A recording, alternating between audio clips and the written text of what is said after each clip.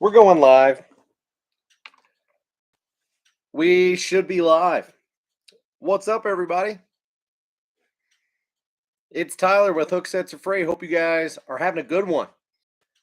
Whether it is day, night, or another time that you're watching this video, hope you guys are all doing well. So, it is Saturday night, April the 16th of 2022 right now. It is the night before Easter. So, I didn't have a lot going on tonight and thought I would hop on and hang out with you guys for a little while. I was only able to tune into Debo's live stream for a short period of time earlier tonight. I've been with my kids this evening and have had noisy neighbors. So, it for whatever reason, I'm on at my normal time. I don't have much of an agenda to talk about tonight. So we're going to just kind of take this in whatever direction you guys want to take it, and probably talk about a rather wide variety of stuff. And I do want to get your guys' input about a few things, especially the direction of this channel moving forward. So we'll talk about that here shortly. But Adam Odin and Daniel T in the house. What's up going? What's up, guys? How's it going? Hope you guys are doing well. I don't know if you guys watched Debo's live stream earlier tonight or not. Again, I was only in there for a short period of time. Why is it crazy timing, Daniel? What's up, Abe? How you doing tonight, man? I think I saw Abe over in Debo's live stream. What's up, Matt? How you doing? Good to see all you dudes in here. Hope you guys are doing well. We're just going to chat for a little while tonight and kind of take this in a wide variety of directions. And I'm happy to focus in on one particular thing if you guys want, because we can kind of talk about whatever. I don't necessarily have a specific agenda, but I'll show you guys the crankbaits that I've been recently finishing up, and tell you guys about a few things that I fished the other day, but I really only got out for like 45 minutes. Tomorrow, I'm going to get the opportunity to go out and do some fishing while my kids are with my parents for Easter, before my wife and I end up going to meet up with them for dinner. So tomorrow's going to be a fishing day for me. But other than that, it's been another busy work week for me. Of course, I saw you guys a few nights ago for the discount tackle unboxing for this month, and I'm still pumped about those baits, no doubt. But I did not have an opportunity to try them out. I've got them all still sitting in front of me, so yeah. Adam says, doing good. Spent the day with family and picking up drop shot tackle. Sweet, dude. Sweet. Glad to hear that you're actually going to get in on drop shotting. Like, I think I suggested this initially, but I would start out with lead weights, at least while you're starting. Just at least until you know kind of what the bottom composition is, where you prefer to drop shot, because it could get expensive pretty quickly if you're using tungsten. But glad to hear that you picked up some drop shot tackle. I did pick up some drop shot hooks not long ago, and have them sitting right here.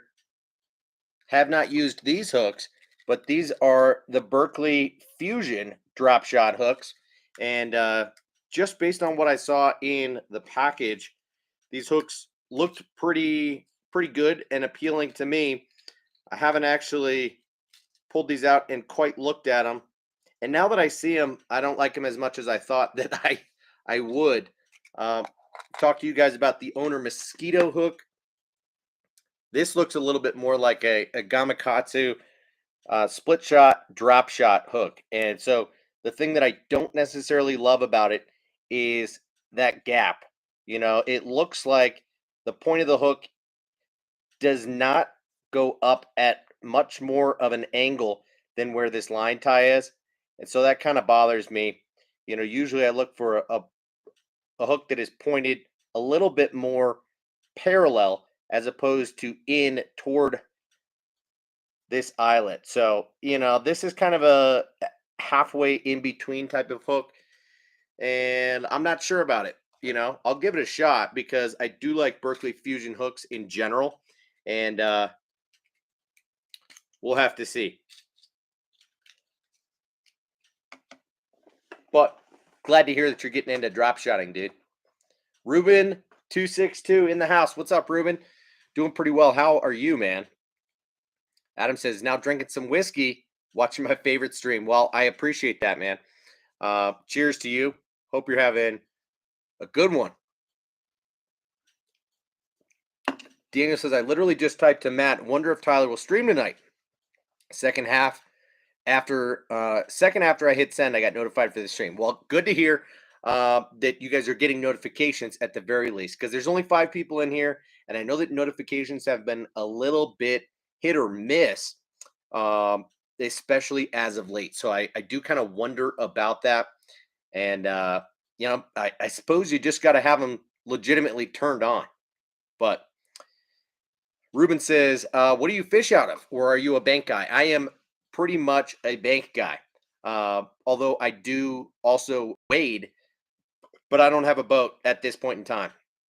I've got a collector's car instead. So my third garage is filled with an old Chevy Camaro, 77. Sorry about that.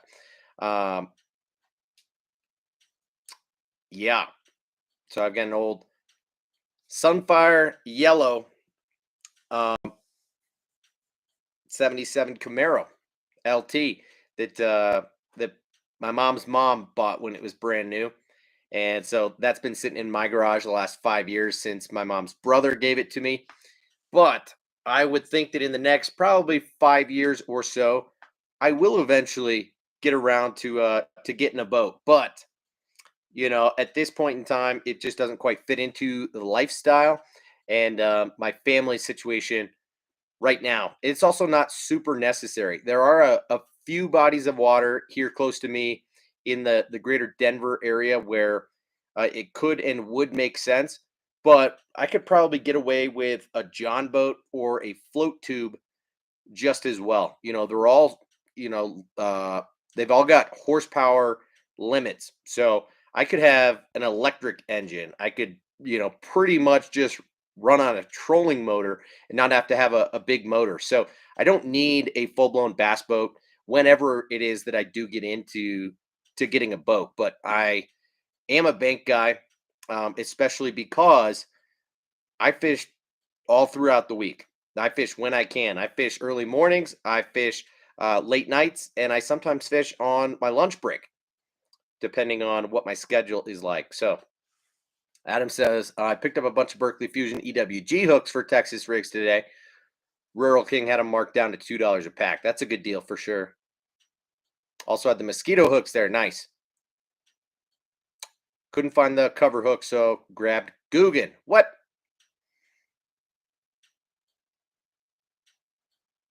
That's a Guggen move, dude. Ruben says, can't wait for it to warm up in Wisconsin. Severe cabin fever. I hear you. It has been cold. It's been windy here in Colorado. So water temps are definitely still in the 40s. Air temps have now started to stabilize at about 60, but we're still having some cold days here and nights. So literally, I haven't turned on my sprinklers yet, just because we're still having some nights in freezing temps. But this upcoming week, we're going to have a few days in the 70s, maybe even pushing 80 degrees. So I'm really excited about that. Let me pull up what weather looks like here. It's going to stabilize this week, and tonight the low is going to be 27. But the lows really are going to start getting over freezing.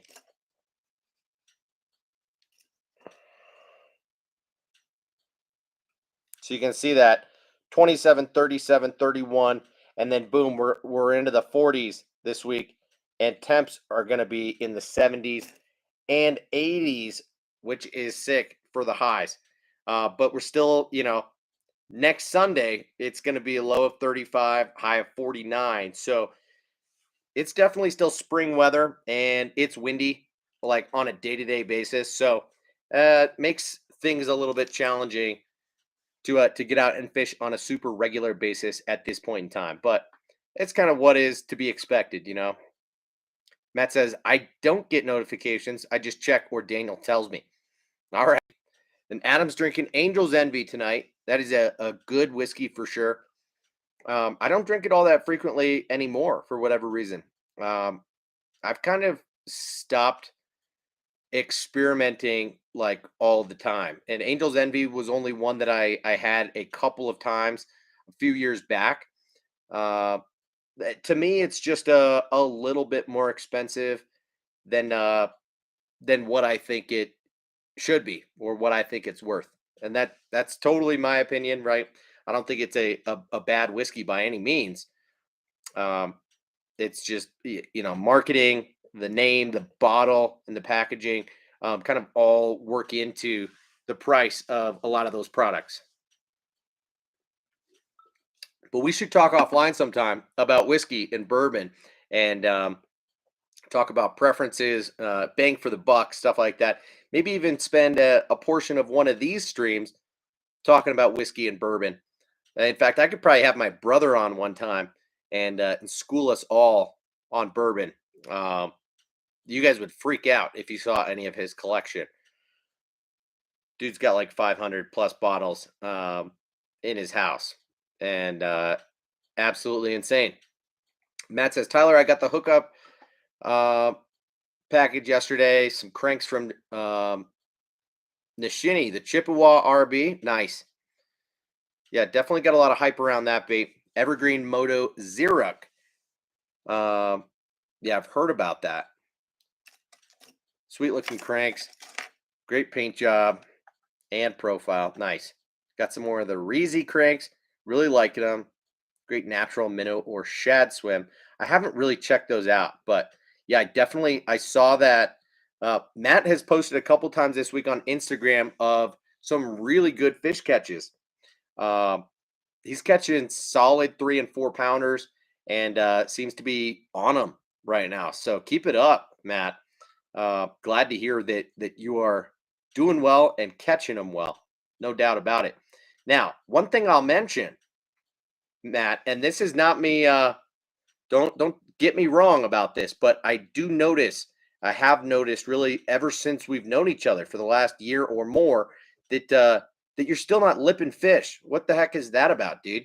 Um, like every picture that you post or that I see after you've caught a fish, you've got those grippers. Um, it would be a lot cooler if you were actually holding the fish, either lipping it and still holding it upright or holding it sideways. It doesn't make a difference to me, but I don't know why. Uh, I don't necessarily love seeing you holding the fish with the grippers on. And maybe you're just doing that straight after weighing them out. But why aren't you doing that, dude? Ruben sipping on Canadian whiskey tonight. Sweet. I don't stunt says got myself 2 albino pearl 6-inch mag drafts. Nice, dude. Nice, nice. Gotta have them. And for whatever reason, they've been hard to get your hands on. You know what I mean?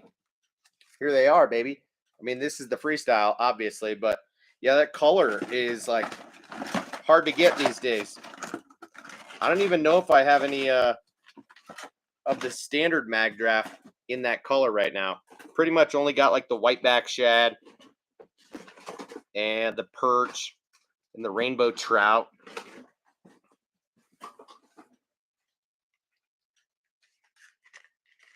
And the Biwako shad. So yeah, I've got a few, but yeah, I don't have any of the albino pearl right now. I did use one of the rainbow trout patterns the other day, rigged with a stinger hook on it. Didn't catch any fish on it, but was realizing that I ended up having to reel it faster than I wanted to in the waters I was fishing, and more than I was comfortable with this time of year. Maybe I just am rusty and don't know exactly what kind of retrieve the fish are looking for right now. But uh, yeah, I've told you guys before that I caught my first fish of the year on a mag draft last year, I believe. So Ron Hawley in the house says, "Man, no notification again." Well, sorry about that, dude. I don't know what to tell you. I feel like people are having to check to see if I'm on to find out that there's a live stream going on, and I know that happened to you the other night even after I told you that I was going live. You said you were on and checking, and that is super unfortunate. I don't know what to say other than if you're looking to see if I'm on, go to my page and scroll down. It's usually, while it's fresh, it's not going to show as my latest video. For some reason, it's not the first thing that pops up. You're gonna have to scroll down, or click on, like, my videos, and then scroll down, and it'll show up in there. So I don't really understand why that happens. Matt says, "Nah, I lip them, but my finger is destroyed, and I feel that I look awkward holding them with my hands." Well, I highly doubt you look awkward holding them with your hands, and nothing wrong with your finger being destroyed, man. So I'm glad to hear that you do lip them. But I swear, every photo I've seen of you uh, with a fish is with those grippers on, dude. Adam says, "Craziest whiskey I've ever had that was expensive was some small batch where they put the barrels on a ship and age it like that." Yeah, that's the Oceans is what it's called, but it's made by it's a mainstream maker. I don't know why I can't think of it. Uh, because I definitely have had it a few times. It's Jefferson's. Okay, so I've had the Jefferson's Ocean like 2 or 3 times.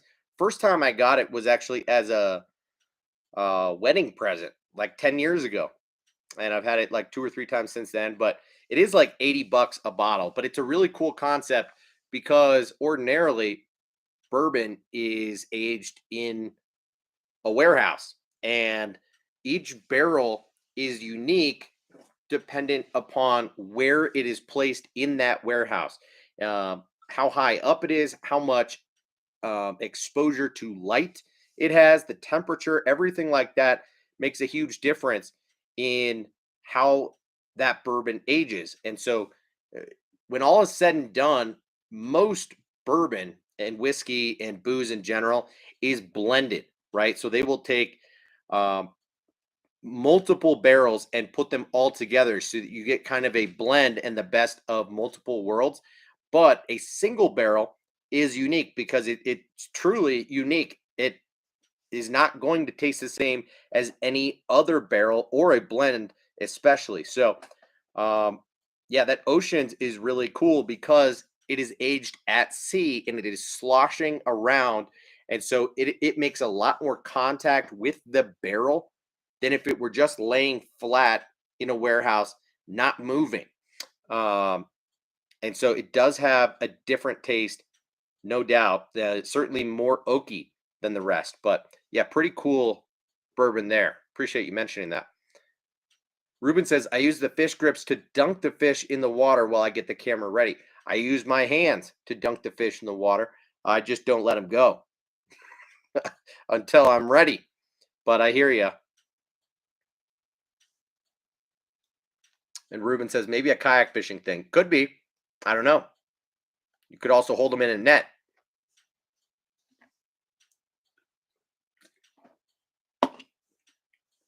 I'm sorry to give you a hard time, Matt. It's really not that big of a deal. Um, Hold your fish however you want to hold your fish. You know what I mean? Ron says, "Got my agent ease yesterday." No, you're thrilled, Tyler.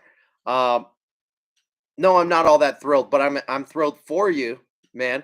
And I'll tell you that eventually I am going to get them because I've noticed through watching a handful of other people's videos that they do come with multiple baits in a pack, and I did not know that until just recently. So where a dark sleeper costs, 6, 7, $8 for one bait, right? I mean, it just it is what it is. I thought the Agent E was essentially the same thing with just a little less realism, but the same design bait for the same price. And I'm like, why would I get that when I already know what the Dark Sleeper is, and I think it's slightly overrated. It's not like I'm super in love with the Dark Sleeper and am just going hard in the paint in that category, especially to get another bait that does the same thing. So the cool thing about the Agent E is actually it's more affordable because you get two in a pack for the main sizes, and I think three in a pack if you get the little ones. They do make like a 3 inch, right? So, or maybe a 2.6 inch, a 3, and a 3.6 or something like that. I don't know exactly what the sizes are, but the small one I think come three to a pack, and the 3 inch and the bigger one come two to a pack. So you do get a little bit better value with those Agent E's, and I'm curious to try them. We'll see. I don't stunt says next is the Shine Glide and the 8 inch mag draft, 8 inch mag, or 7.8 inch Kitech.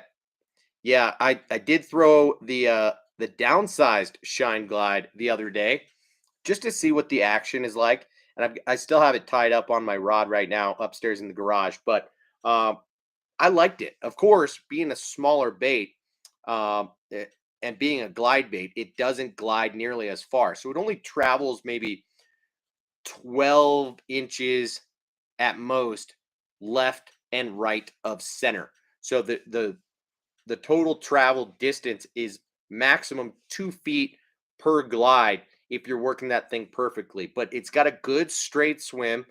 Uh, it's a little bit lazy or janky if you're twitching the thing, but if you're doing it purely with real handle turns, it's got a pretty good action, and so I'm happy with it.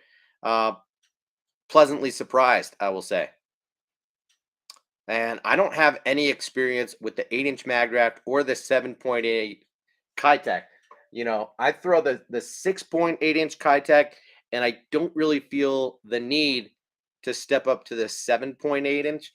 Uh, I really like the 6.8 inch on an 8-aught owner beast, and I like the fact that the 8-aught owner beast is a little bit more versatile in being able to throw on a wider variety of those kind of mid to larger size swim baits. So I just haven't made a point to step up to that 7.8.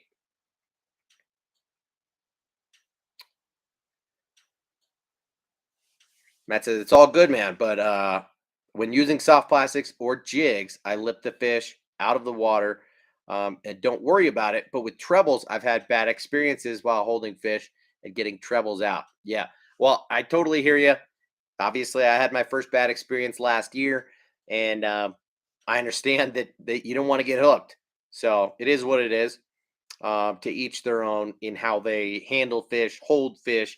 I'm just thinking for the sake of pictures, right? If you're taking photos inside, turn your lights on, turn off your flash, try to get the best lighting. If you're taking photos of fish that you've caught, lip them instead of keeping on the fish gripper, because I don't think I've seen a fish that you're holding with the bait still in its mouth. And I also don't think I've seen a fish with you holding it and your hand in its mouth. Adam says, what type of rod setup do you throw the Dark Sleeper on? Like a Texas rig rod? Yes. I pretty much throw them on a, 7 foot to as much as a 7.3, medium heavy fast. Just a pretty all purpose rod, 15-pound fluorocarbon for the most part. I might go drop down to like a 12-pound fluorocarbon, or potentially a, braid to a leader. But yeah, I find with that jig hook that you do you do gotta to set the hook in order to get them because you don't have a tremendous amount of clearance, but you also don't need a heavy power rod by any means to get them. But given that it's not a treble hook bait, I do want to actually set that hook have a little bit of backbone in that rod. So I typically go with just like a 7 foot medium heavy for the most part. Ron, I have, or have I? I don't even know where the heck I have it sitting, but I own the 6 cents trace. You guys watched me unbox that swim bait. This, I think it was in the off season that I picked it up. So I don't believe I've actually thrown it yet. We'll see if I can find it in a moment or two of me digging around here. Okay, let's see if I can find her real quick for you, because I'd like to look at it one more time. You know what I mean?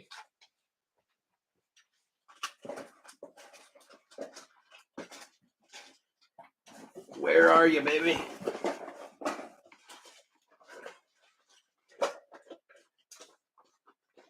Holy crap. I've got so much stuff in here. I gotta organize.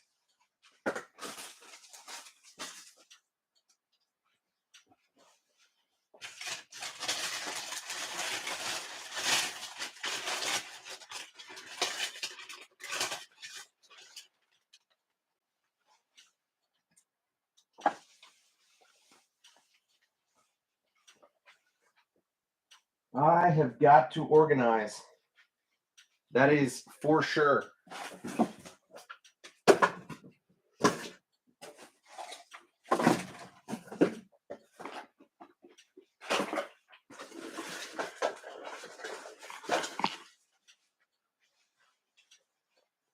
Man, where did I put it? I don't know, but I'm going to take it upon myself to pee real quick while I'm standing here kind of peeking around, because I do have a Thunder mug, Ron Holly. Ron, I don't need that thing that you recommended. I'm sure that was mostly just a joke, but that was weird.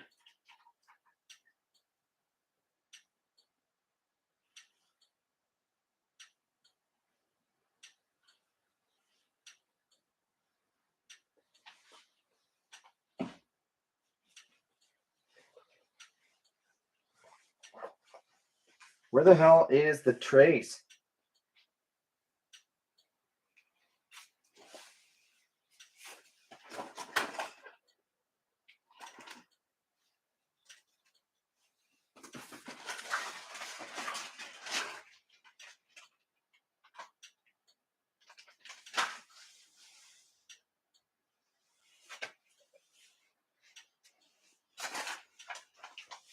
Man, that's a damn shame. I don't know where it is right now. I don't think I have it hiding anywhere in particular, but I need to find that bait, dude. I spent like $35 on that thing.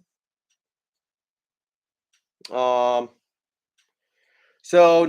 no, Ron, I don't know where the heck it is. But it is a multi-jointed swim bait, so it's meant to work on a straight retrieve, not a twitch bait. It's not a glide bait. Okay, it's got a really solid shad profile, and it's got a stretchy tail that comes with it. You do get a spare that comes with it. Yeah, Matt. I guess I'm hiding my own baits from myself, and there's no reason that I would have just put it in one of these drawers, because I know it's still in its box. And I know I didn't give it away to anybody. Like, I know that. This room is not organized well enough for me to be able to see it. And my tackle has gotten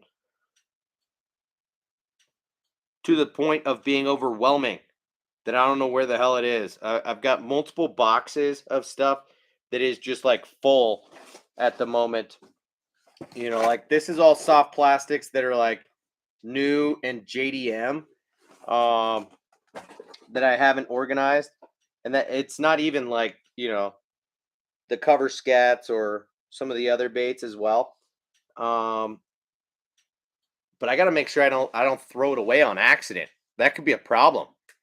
I got to look around for that thing. Sorry, Ron. Um, I think the actions on it. I think the action on it is going to be good. If I'm not mistaken, I think that bait is like an ounce and a half or so. So it should be pretty castable on traditional gear. And I think it has a pretty slow sink rate. So it should be fishable um, on a variety of tackle and in a variety of situations. Definitely is a good looking bait. And I'm excited to use it. I just don't know exactly where it's going to fit in. I'll probably fish it on more of a fast retrieve in like the summertime on lakes where I've got gizzard shad. Okay, because of that profile specifically. I think also in a bluegill pattern, it could do really well. But again, it's more of a faster moving bait type of deal. You could fish it more methodically and slower, but I want to say that I've got like the shad sense color pattern. I'll show you guys next stream because I do need to find that bait, and I appreciate the reminder, Ron. Uh, what in the heck, man? And so I have a translucent shad pattern, I believe. Bruce Nichols, Dave Jolly, what's up, guys? Yo, yo, yo. Matt says Oklahoma's worst angler did a review on it. Seems pretty good and pretty stable. Was surprised, to be honest.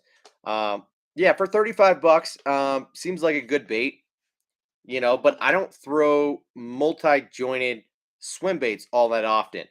Um, I never got into the bull shad game and all of that. And the one or two times last year that I did fish the Storm Arashi swimmer, um, as opposed to the glide bait. I've shown you guys the differences between these two baits, and there is kind of a significant difference between them.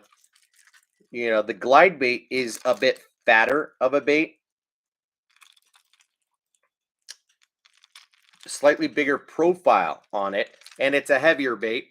But the Arashi glide has a really, really good action, and the Arashi swimmer, I just haven't quite gotten used to how to work this bait best. I was letting this thing sink a bit lower, and specifically in spots where I'd been catching perch on like multi-species baits, and I knew that smallmouth were around and do eat perch. So I was trying to fish deep in order to catch smallies on that perch bait, but it was very targeted scenarios. I did not put a significant amount of time into that bait. So yeah, multi-jointed swim baits are not necessarily my ball game, something I know enough about to really speak on and give legitimate feedback or advice on, if we're being honest. Ray says, "Good gracious, bro, just go fishing already. Full stop." I am going fishing tomorrow, so you don't have to tell me twice. I'm going fishing tomorrow. I haven't totally planned out what I want to fish or at what body of water, so I do need to work through that before bed and after dropping my kids off with my parents tomorrow. Um, but I am going fishing tomorrow, and I look forward to it for sure. Adam says, "How important is a leader for a drop shot?" I'm running 12-pound braid on my reel right now. I would say it's very important. Um, leader length is the other thing that is important. So if you're running 12-pound braid, which is kind of a weird size, um, but totally fine. I throw anywhere from uh, most of the time I'm throwing 15 or 20-pound braid. This year I'm starting to try even lighter braid just for casting distance on certain techniques, but definitely throw a leader. You're going to want to throw anywhere from like a 5 to 10-foot leader, and most likely probably stick somewhere in the ballpark of 8-pound fluorocarbon as your leader. And then the main thing to think about is the length of your lead from your bait to your weight. Okay. I prefer in general a short leader, which could be anywhere between 6 inches and 2 to 3 feet. So some people might run a longer leader than that if, say, they're fishing from a boat and they're dropping vertically and they see fish that are suspended up off the bottom.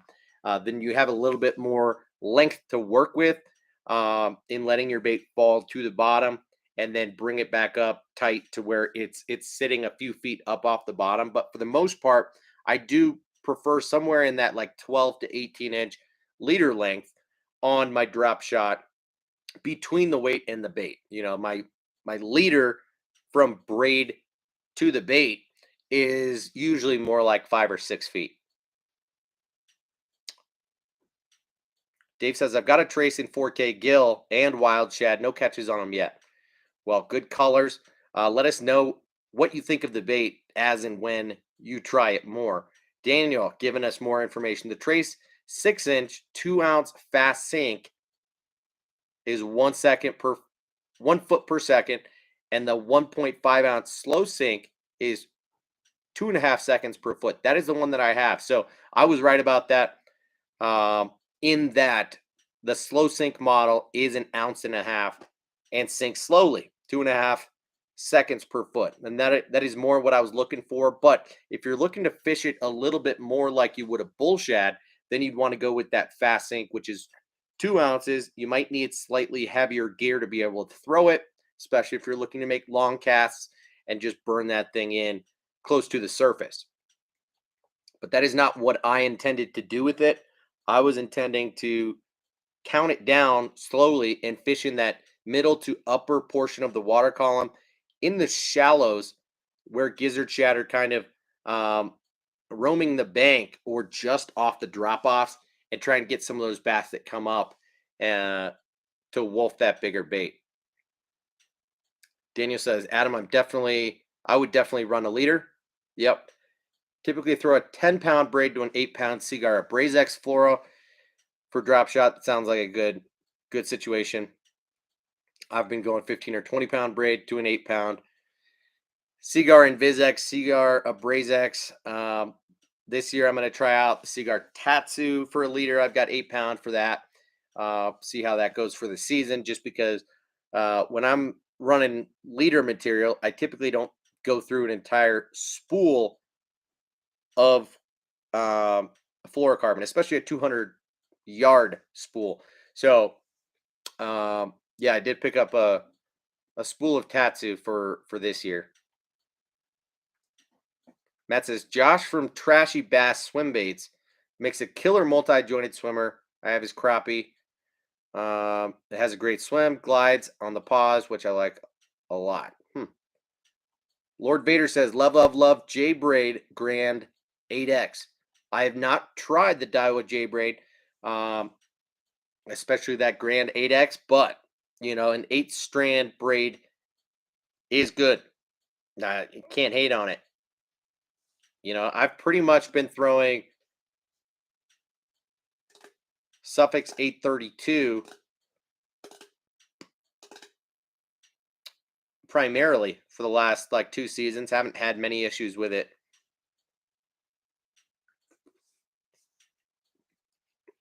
Adam says, I had to restart the stream. You were cutting out every other word. What? I hope I'm not, guys. Is that happening to anybody else? Is my internet connection bad? Am I cutting out at all? Or are you guys fine? And is it Adam's internet? Because I noticed that was the case 1 or 2 streams ago. I just went back and rewatched the first 5 or 10 minutes, and it looked pretty bad. And I don't think that should be the case. I don't want it to be the case. So, all right, cool. Good to hear, guys. Appreciate you. And Matt says, I'll warn you, if you're going to count down a multi-jointed bait, it's going to get snagged, especially in shallow water. You'd probably be better with that tiny clash or crank down, and it would deflect off of cover. Well, thank you for that advice. I will keep that in mind and try and use a bait that is lipped if fishing in shallow water. Thank you very much for the warning. Dave says, I tried out Cigar Smackdown for the first time this weekend. 832 has been my go-to for a while. Seems the 832 is slightly smoother and quieter than the Smackdown, but both cast well. All right, fair enough. Yeah, I've noticed that the 832 is a lot smoother than Power Pro. I used the Power Pro V2 Slick for a season or two before getting into the Suffix 832. Like it fine, but Power Pro in general tends to be a little bit noisy, a little bit thicker in general. And I've had it damage some of my cheaper rods and the guides. So decided to get away from that eventually. But I've got 3 new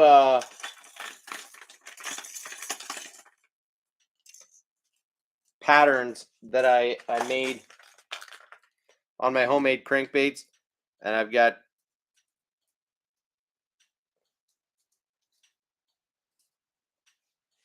like a neon yellow, more just like a chartreuse black back type of pattern. Not bad. I do have bad hooks on these for no particular reason other than just desperation in the moment of wanting to see how these baits ran the other day. So, yeah, small eye on this bait, and in retrospect, I wish I would have made it bigger, but chartreuse blackback, orange belly. This is like a neon color, so under UV light, this thing just glows. Pretty decent. Runs okay. All of these actually run okay. Not amazing, but also not bad. I find that they've all run a little bit better on more of like a jerkbait twitch type of retrieve as opposed to just a straight retrieve. Um, I've been much more impressed.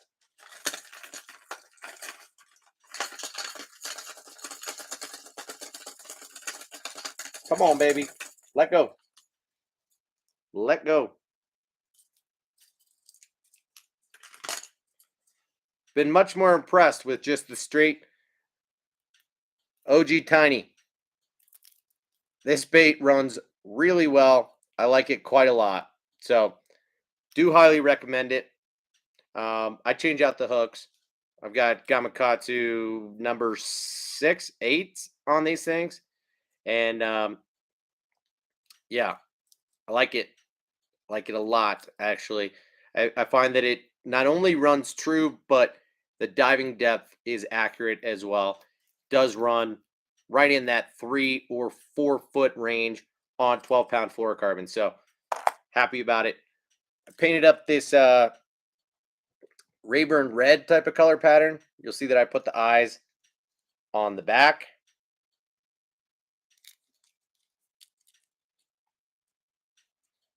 Got gold on the belly, black on the back. And last one is just like a, I don't even know quite how to explain this. It's mostly blue, but it had a different base underneath it before I put some of this silver flake on it, and it totally changed in color. So kind of hard to explain what it is. Got more of a purple back, and then blue sides, and then a slightly lighter blue belly. But happy with the body shape that these are coming out with. All very similar in profile to the OG Slim, as you can see side by side. Ow.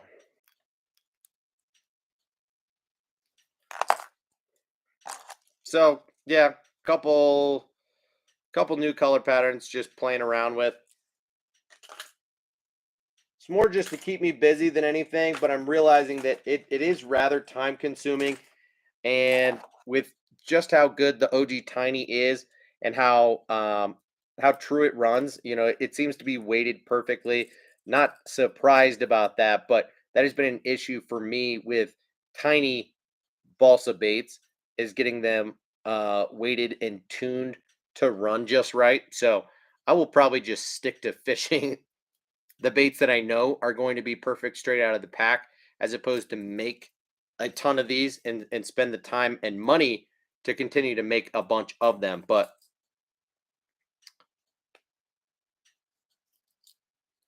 Adam says, favorite knot to tie leaders.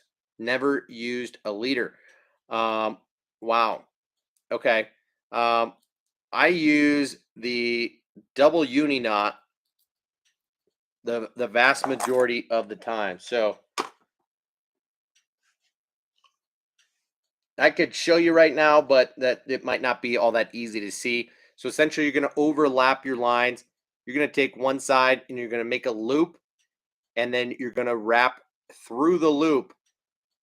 Um, 6 to 8 times with the braid end that is probably going to be smaller in diameter. You're going to wrap more times, more like 8 times on that side. Pull it tight, and you're going to flip it around. Do the exact same thing. Make a loop, and then wrap the line inside that loop, probably 6 or so times with the leader material itself. Pull those tight together. Test the knot strength. Trim the ends down. You'll have a small little knot that'll run through your guides really well. It's super quick to tie, and I mean, people have their own preferences, right? You could use the Alberto, you could use the FG, you could play around, but it takes a long time to tie a lot of those other leader knots. I also use I forget what it's even called, but an old fly fishing knot that's a heck of a lot easier, where you just double the line over and make a single loop and wrap it through like 6 times. Um, I don't even know exactly what it's called, but I ought to make a couple of those videos for you. But yeah, Daniel's right there.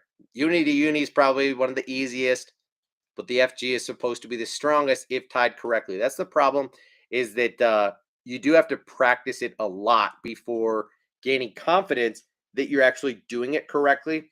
Probably took me 3 to 5 times of practicing in the house to one, get the hang of how to tie the knot, but two, to have the confidence in realizing that I had tied it correctly, and that it wasn't going to fail on me.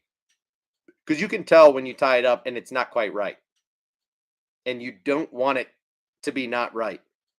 So, for a technique like that, where you know that the odds of you breaking off are fairly high, that you're going to lose your weight and that leader length is going to get shorter somewhat frequently, and that you might end up having to tie another leader same day, maybe even two. I prefer a quicker to tie knot than the FG. I'll tell you that much. Dennis says I use the blood knot. Never had one break.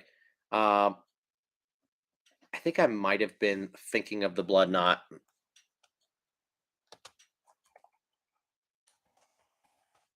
It's weird because after a certain period of time, you just kind of get used to tying the knot without knowing exactly what it's called. Okay, no, so I don't use the blood knot anymore, but I used to a fair amount. Haven't had any real issues with it. Um,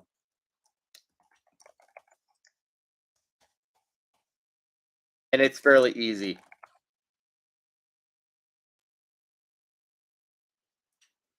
But yeah, it's the double uni knot that I tie. Okay, so check that one out. Super easy to tie.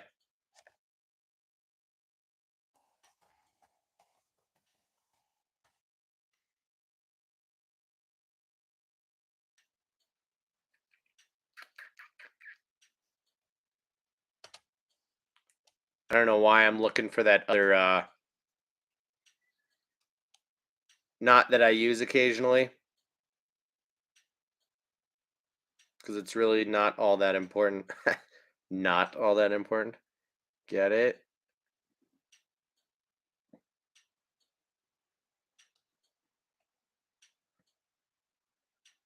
Surgeon's knot? No.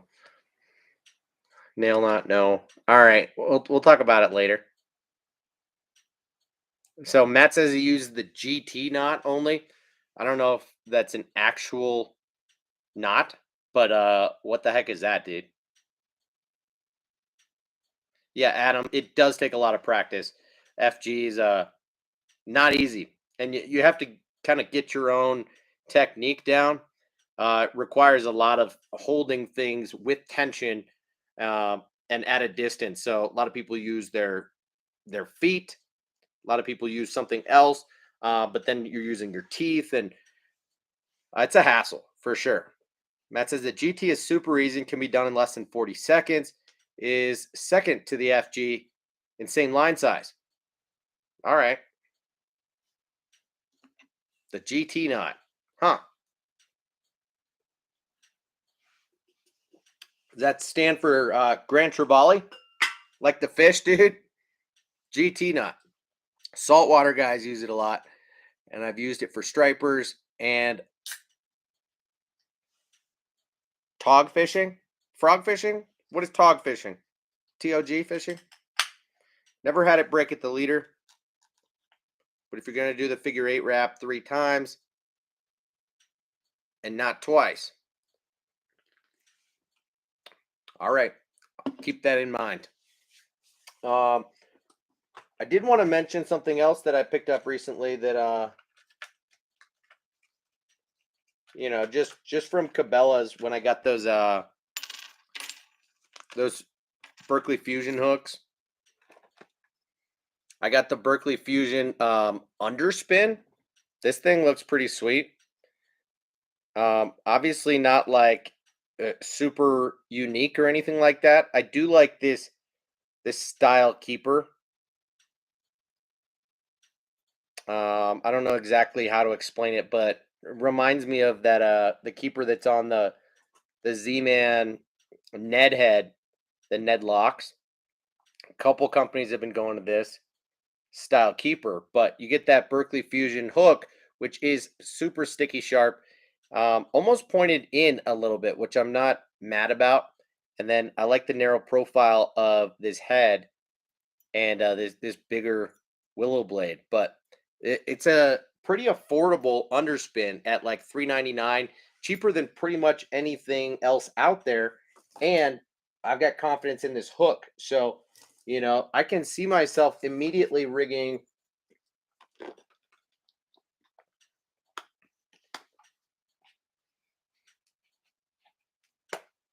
one of these guys.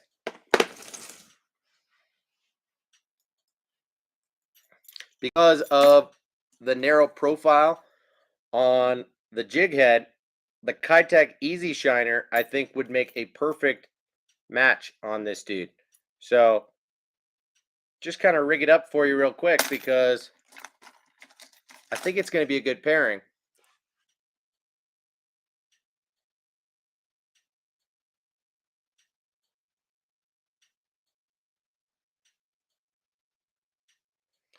Assuming I rig it right. Didn't I rig something on an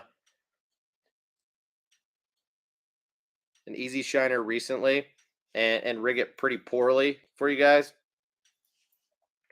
That ain't bad.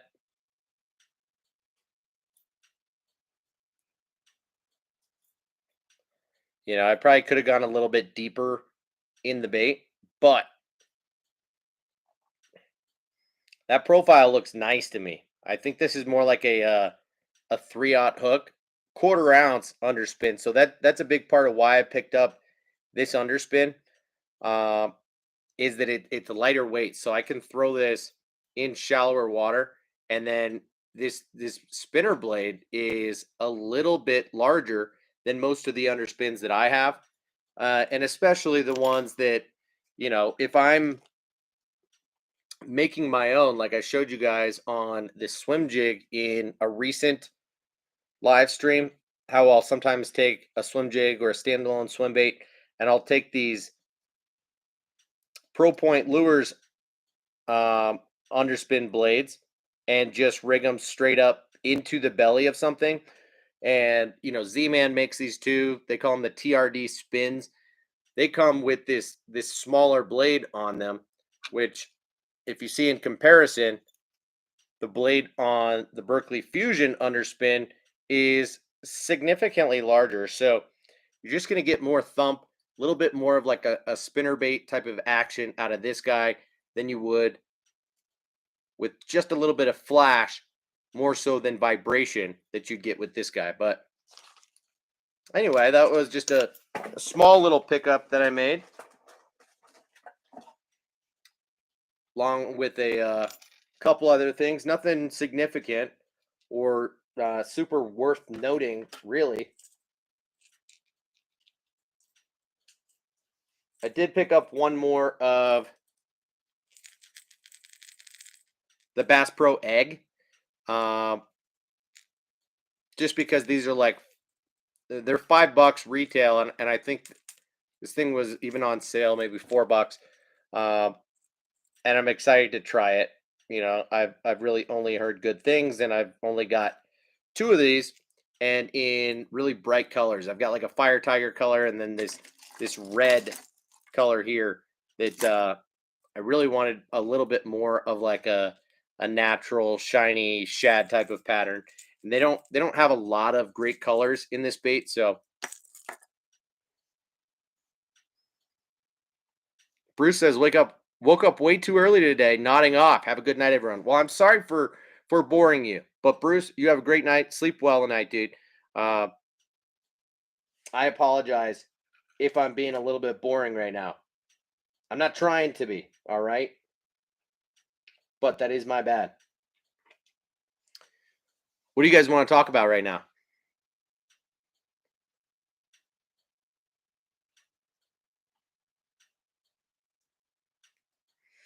You know, I don't quite know that, Matt. Um, I don't think it's the same thing as a man's um, baby one minus, but I'll tell you that I have not bought the full size egg because it is a giant bait.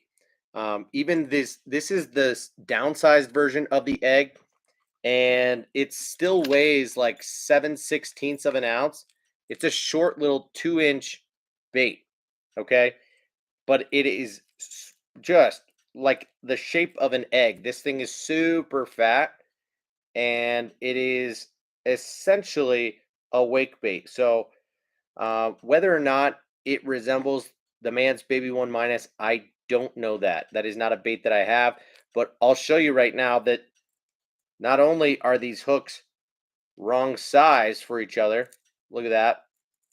These things just grab each other with no problem at all, which is a big problem.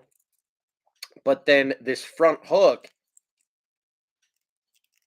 is this weird style treble where these two guys are perfectly in line with each other. That weirds me out. I mean, I suppose it makes it run better with that one treble, with the single point sticking out and the other two laying flat against the bait. But I don't like this design of hook. You know, the back hook is more of a traditional treble, but even still, these are crappy quality hooks, and this is a design flaw with this bait, is that this hook hanger in the front needs to be up closer to the bill, because these things are way too close together. Can't even fit like 2 size 6 treble hooks on here. So I don't quite know what to do, whether to throw like size 8 trebles on and have them be really small, or to just throw a single size 4 treble hook on the front, um, or like what the best move is with this guy.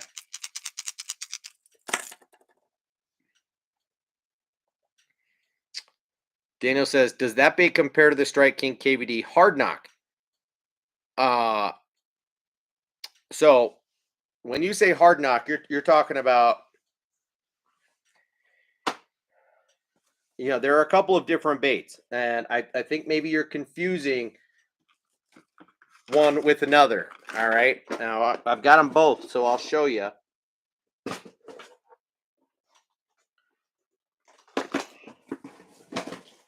and I've got them both easily and readily accessible. So check this out.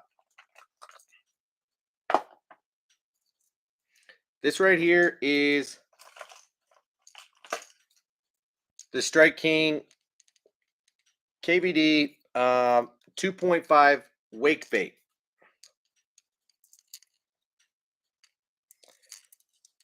So it's a 2.5 size body, like you'd get with the square bill. Relatively big bait, but not huge. And it is a wake bait, not a square bill. I mean, sure, it has a square shaped bill, but this thing is a wake bait. It does not dive more than a few inches, even on a fast retrieve. And it does have a knocker on it. Okay. Now, the KVD hard knock, what you're thinking of, is a square bill.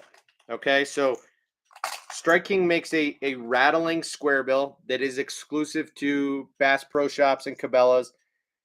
This is one of my OG favorite colors, and they make it differently now, but it's got a subtle rattle to it that varies a little bit from bait to bait. It's a little bit imperfect, but not in a bad way, okay? That's two of them stuck together. So you get kind of a middle of the road rattle with that rattling KVD 1.5, and then a year or two ago they put out the KVD 1.5 and 2.5 hard knock specifically, which has more of that sound that is reminiscent of the 2.5 wake bait. But you see that they make it in the standard. This is the 1.5 square bill size. Okay. And this is the 2.5 wake bait. Same exact knocker and rattle system, but in a different body size. They do not make the wake bait in a 1.5 size. It only comes in that 2.5, at least up until now. They might change that at some point, but the KVD wake bait is a 2.5, and they don't even call it hard knock per se, but it is that hard knock sound, and it is a great bait. I did send one of those to Ron Hawley not all that long ago, and I think it's a very, very good bait.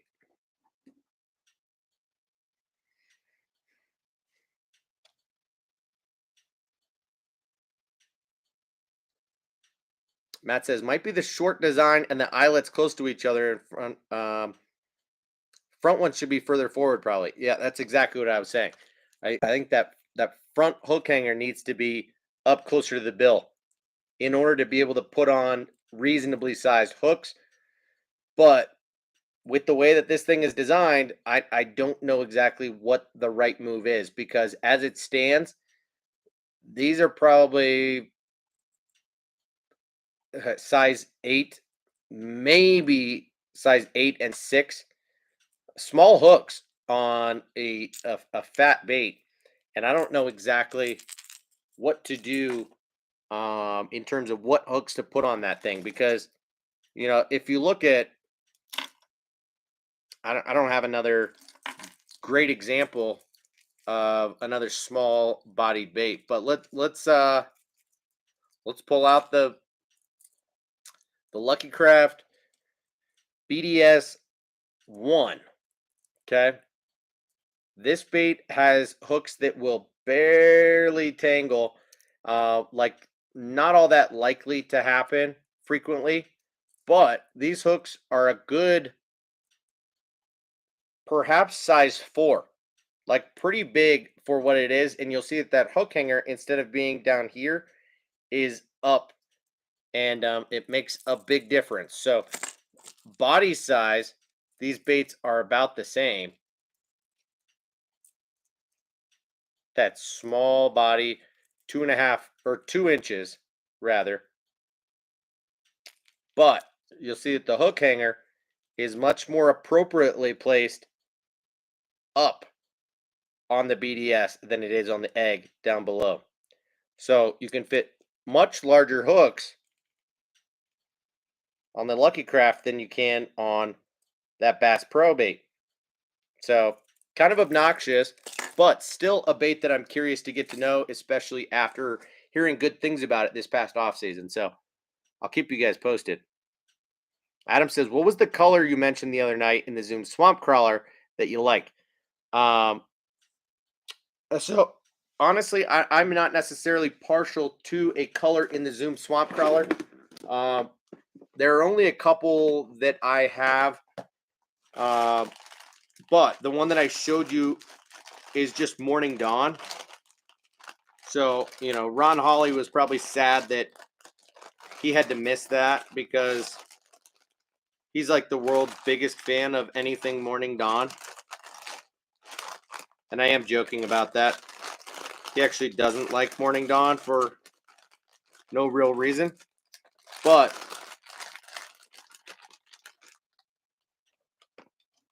great clear watercolor because it is not your typical Morning Dawn. It is not super bright. It's almost like a Pro Red Blue or Pro Blue Red Pearl, but with more of a pink belly. So it's more blue and pink, and I do really like this color, and I throw it a lot. But the other color that I showed and that I do have and use a fair amount is one of the Z3 colors. But the issue with it is that the standard swamp crawler comes 25 to a pack, and the Z3 colors, because they're like more hand poured, they come with many fewer per package, 10 per pack. And I think you pay the same, if not a little bit more. So this is a sexy shad pattern.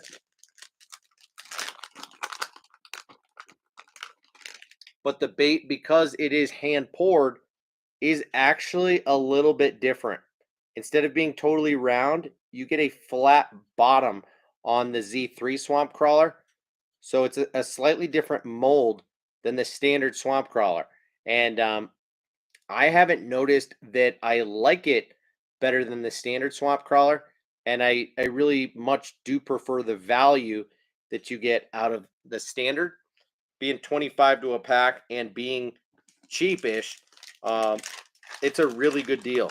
Whereas the Z3 looks really good, but it's relatively expensive, especially for a Zoom worm.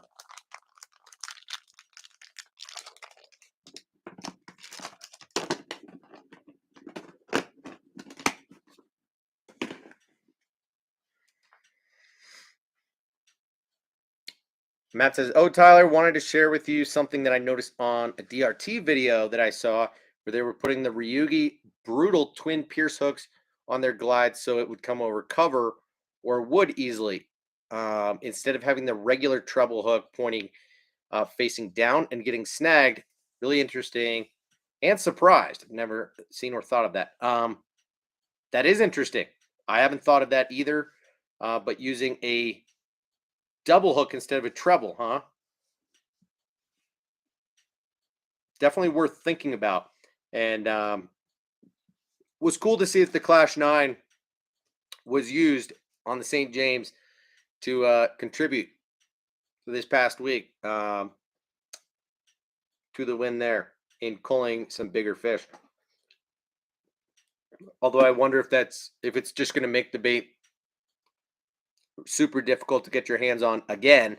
Not that it's ever really gotten easy to get your hands on, but Lord Vader says, I was in Walmart yesterday buying trailer and hitch locks.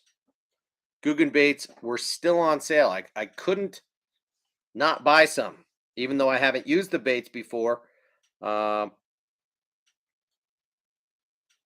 but a pack of toads for $4. That sounds like a good deal. And I haven't tried their toads, so I can't quite speak to them. You know, they look eerily similar to some other toads on the market, but you know, it is what it is. I mean, there's nothing wrong with it, I suppose. Pack of toads for $4 is not a bad deal. I do like toads, but I've got enough of them, and don't really have a need to get the Guggen toads, especially because I find that Guggen baits tend to really just be primarily ripoffs of rage tail baits, just not quite as durable. And to me, that's kind of an issue. Um, I'm just not a big fan of knockoffs. But one of my favorite toads, if not my favorite toad, is the Kitech Noisy Flapper. I talk about this bait a couple times a year for good reason. This is a really cool bait that you can fish slower than pretty much any other toad on the market. Uh, Aside from say a Z-Man hard legs frog, you know, their bait that floats, and same will be true of like the Savage Gear, Duratech frog, things like that, the goat toads. But this Kitech has a dual density soft plastic that makes it rise high in the water column, have a super slow sink to it, and it's got some other design features about it with that nose that holds a hook um, really well. This back with that hook slot, if you're using an EWG hook, these raised sections if you want to rig a double frog hook and tuck them in, and then it actually, you'll notice that this tail almost resembles a craw antenna, so that if you were to fish this thing as like a jig trailer, swim jig trailer, uh, chatterbait trailer, sure, it's bulky, it's wide, but instead of looking at it like a frog like so, how about you look at it like a craw like so? Um, Pretty cool bait with this Kitech Noisy Flapper. Um, Good disturbance, good flanged claws on it. And then, of course, everybody loves the old Zoom Horny Toad. Classic standby, really good on the back of a buzzbait in particular, and a couple of others, but we don't need to go all the way down that rabbit hole right now, or ribbit hole, if you will. Dave Jolly says, Tyler, do you have any Ricos in your collection? I do.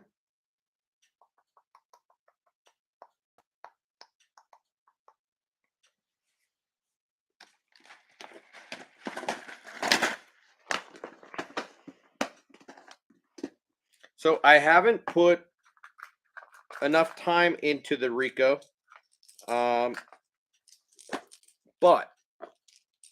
I do know a few things about it. So I've got 3 colors, and I really only have the Rio Rico. I don't have the small Rico. Um, I've got that, you know, purpley. I forget what they call this color pattern, but I really like that color. I've got a straight like midnight black, and then I've got like a straight clear. And the thing that makes the Rico different or unique is the shape and the cup of the lip. Okay. So, unlike the vast majority of poppers on the market, that you're going to work slowly or perhaps with a couple of different retrieves. You know, some baits on the market can do multiple things where you might pop the bait slower, more methodically, or you might start walking this bait as if it's a downsized walking bait. But the Rico is not one of them. In fact, the Rico is specifically a fast popper. It is meant to be like, if there were such thing as burning a popper, that's what you would do with it. So about as fast as you could think to work a popper, you're going to bomb that thing out there. It does cast well because it's heavy. And then the second that it hits the water, you might let it settle for a few seconds.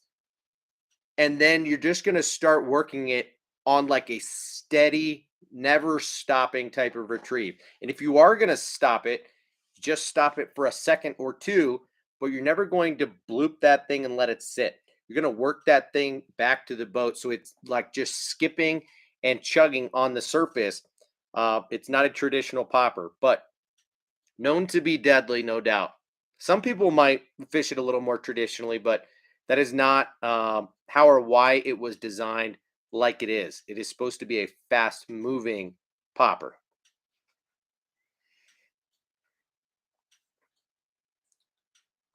Adam says, I wonder how Morning Dawn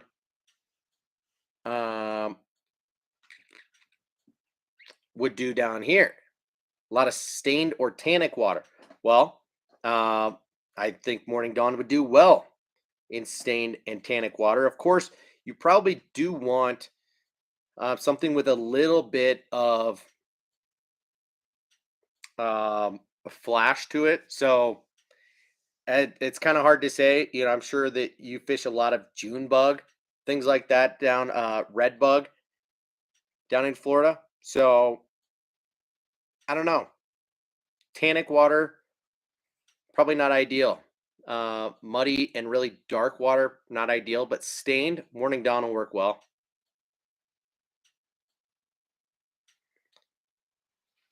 Daniel says, if you see Eliza on, she maybe could answer that. She's from down there. Yeah, she is, and I haven't seen her in here. There's 16 people on right now. Not everybody's contributing in the chat, but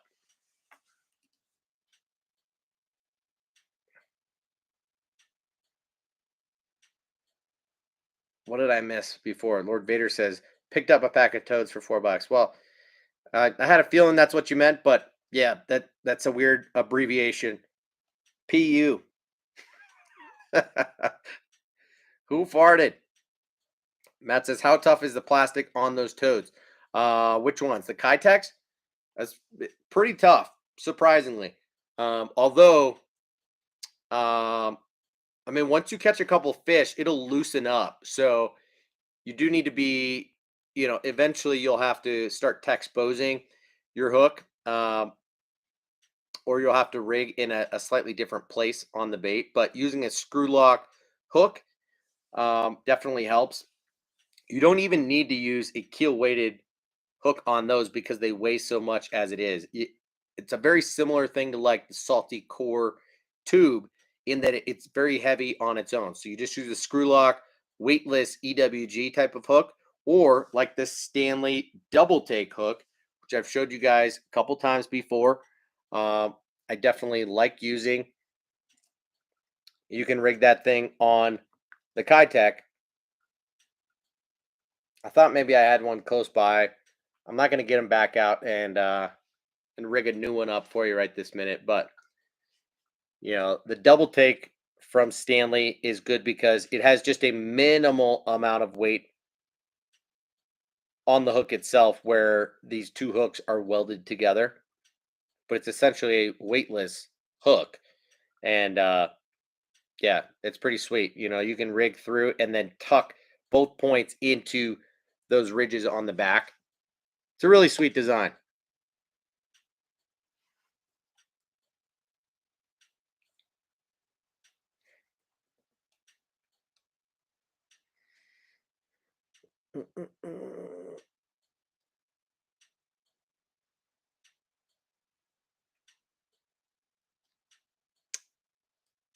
Ron says, yeah, I know about Z-Man, but I think Zoom might be the same as far as chemical reaction. What did I miss? No. So Ron, yeah, it's not that Zoom doesn't play well with other plastics. It's that it doesn't play well with hard plastic boxes. Okay. So I've showed you before, but you know, you take a look at this box and on the edge, it's slightly warped over here, but that is because over here it is so warped that it's causing the entire box to warp. And that is strictly because in this section of the box, I've got Zoom Z Craws, I've got Zoom Lizards, and I've got Zoom Baby Brush Hogs. Um, and that was a mistake, straight up. Yo, Adam, you should be throwing this color. Zoom makes the black light color. Black with purple flake, man. Different than your standard June bug, which is purple with blue flake, or red bug, or black and blue. You get that black with purple flake. I don't know if they make, that bait in that color, but you might want to look for the swamp crawler if they make it in the black light. But I think because it's the drop shot bait, you're mostly going to get lighter color patterns. But don't quote me on that. I'm not sure.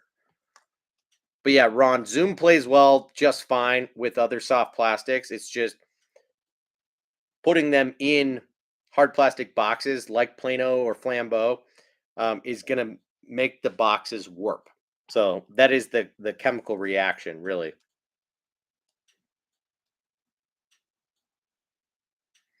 Frank Doucette, I have a problem with toads coming back in upside down with the hook sticking up like a shark's fin. Doesn't matter what hook I use. Anyone have any thoughts? Yeah, that's because you're probably throwing it weightless, and the toad that you're using probably doesn't have enough weight on it. So you almost do have to weight them down. So in general, if you're fishing a standard um, toad on the surface, like a Stanley ribbit, probably best to use something that is keel weighted uh, to help keep that thing running true and not roll over. But you're right that if you're throwing it weightless, it will sometimes roll over and come in upside down, and that can be annoying. So, yeah, you can fix that by throwing maybe a nail weight in the nose of the bait if you're using a weightless hook. Um, but yeah, that is a problem that can happen.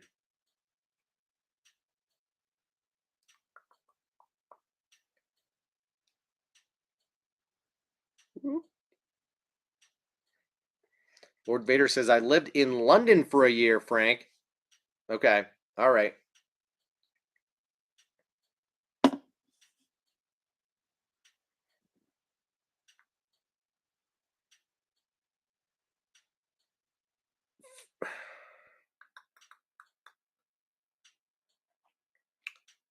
All right. Ron says, didn't want to rig jigs with Zoom trailers and throw them in boxes. Yeah, I hear you.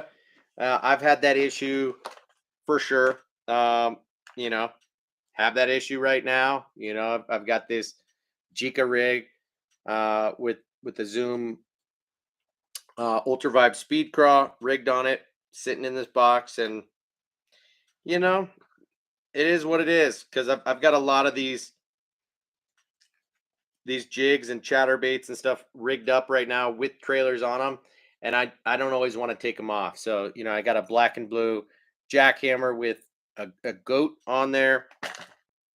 I've got a black and blue football head with the uh what do they call it? Turbo Craws? No.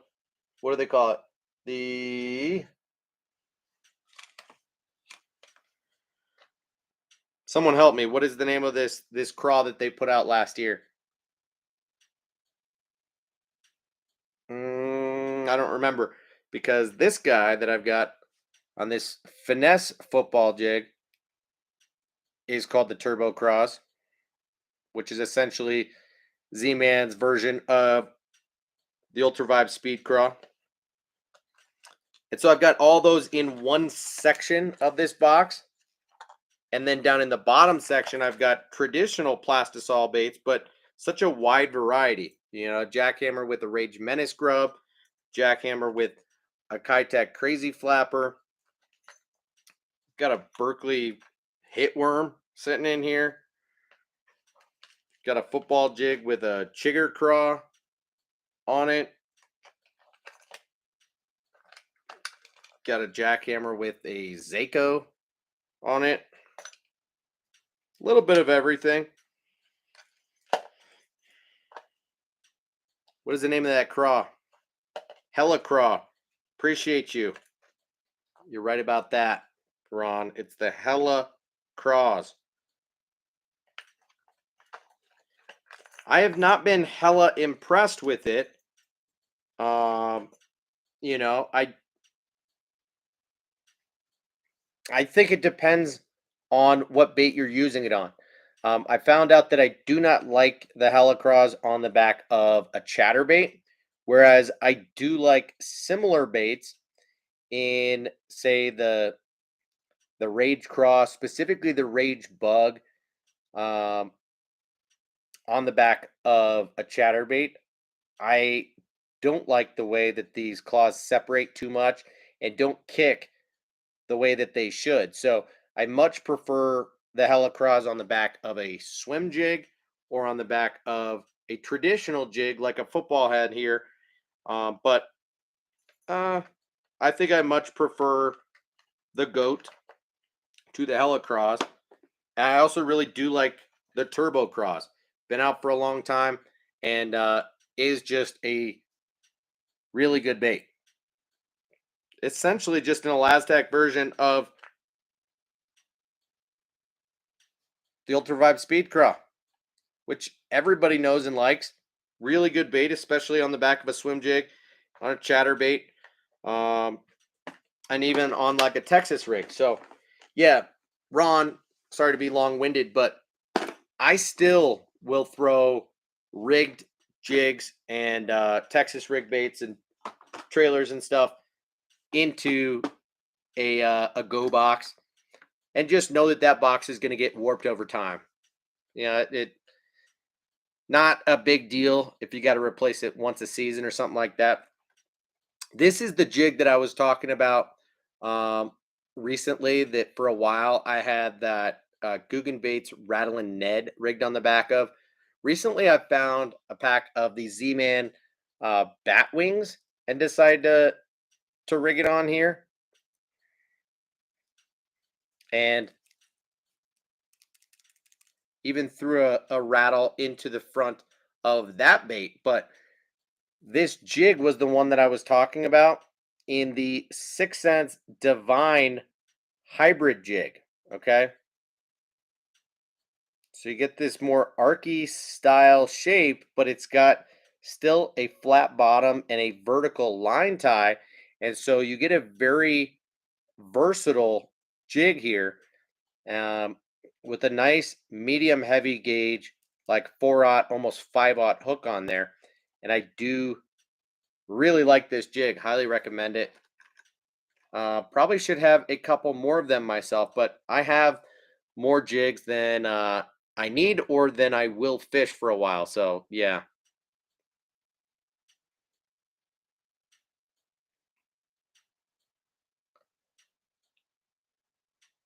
Ron says, yeah, I have a ton of Z-Man and Zoom, but don't want to pre-rig anything.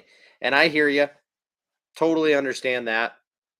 So, the cool thing about Z-Man is even if you rig something on the water, you fish it, and then you don't want it to stay in your box, you can rip that thing right off the jig and put it right back in its bag, right?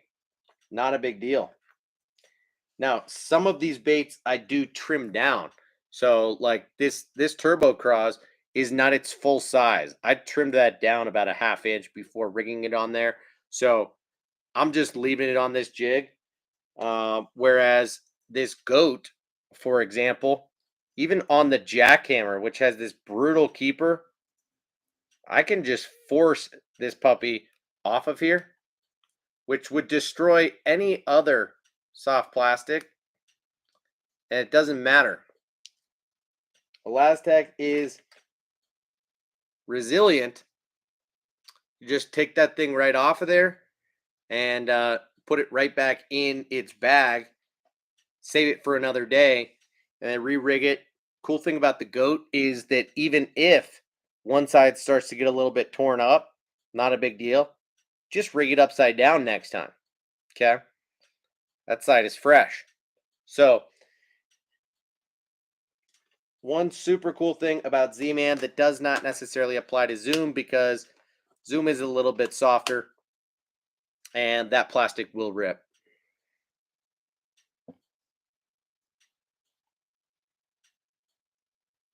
Daniel says, I don't know what you call it, but I found that I like the extra on the end of the claw, like on the goat's claw for a chatterbait trailer.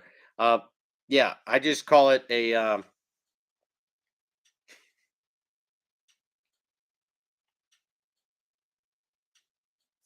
the hell do we call it? I mean, all these baits have it.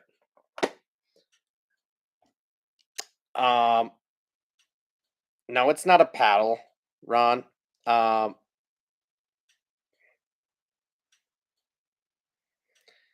mean, Rage Tail has it patented. Really, it's and I use this term all the time. Why do I flange? Thank you, Lord Vader. It's a flange. A freaking flange. But yeah, the Z-Crawl has it, the Bandito Bug has it, the Rage Bug has it, the freaking Reaction Innovation Spicy Beaver has it, the Kitech Crazy Flapper has it. You know, they've all got it. Gotta have the flange, man. Gotta have the flange. I feel like the Spicy Beaver is slept on and is a bait that Adam needs to have. Check out this blank check color, dude.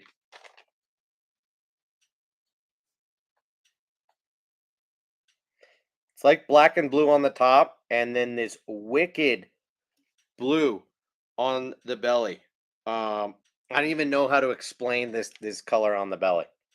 I mean, you got to make that out for yourself. That's about as clear as it can get. But Spicy Beaver is cool because it has this notch on the chin to hold a flipping hook, or just the line tie of a hook. But it's got a really exaggerated flange on those kickers. Spicy Beaver is a good one. And I feel like these days it's kind of slept on. It was highly regarded for the first year that it came out, a couple years ago, and there's just so many baits like it on the market now that people aren't really talking about them too much.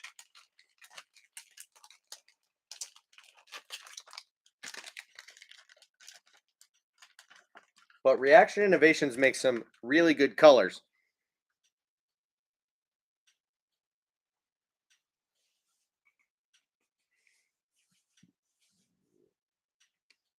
Tom Mix, a little late with the flange, but I appreciate that. Matt says the Berkeley Power Flutter has it too, I think. Most swimming craws have it. Yeah, that's true. These days, most have them.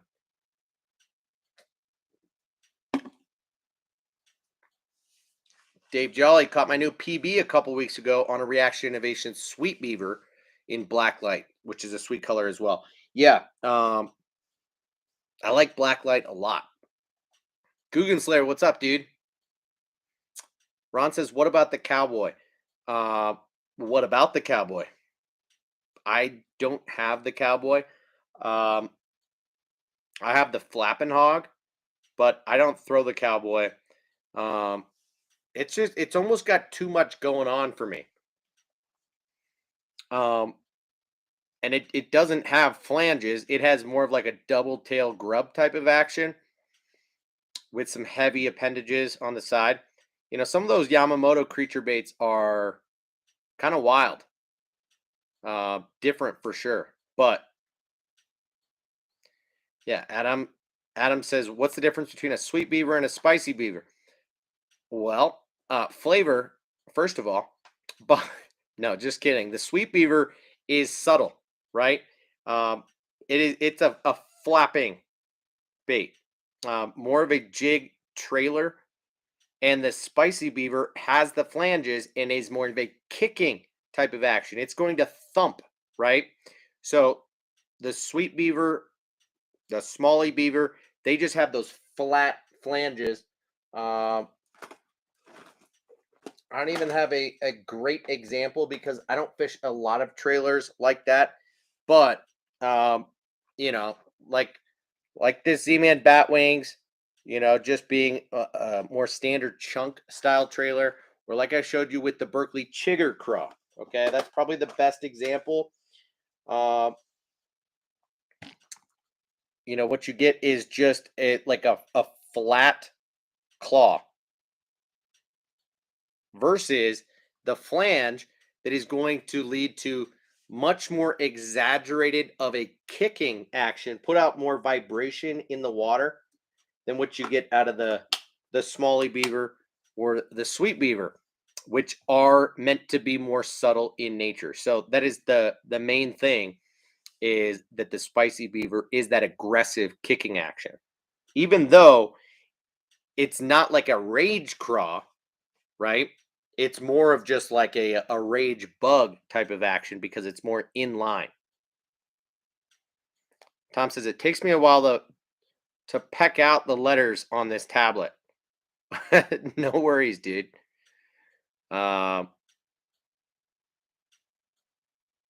Ron says underwater video of the cowboy and spicy beaver shows the most movement from those two when compared to almost everything.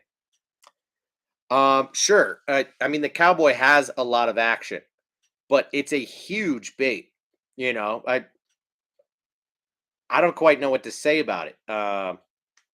Especially because I don't fish it, but it is an intimidatingly large bait that I don't really see as a jig trailer. I see as like a Texas rig bait, maybe a wobblehead, um, and not much beyond that. It's got too many appendages to be a great flipping bait.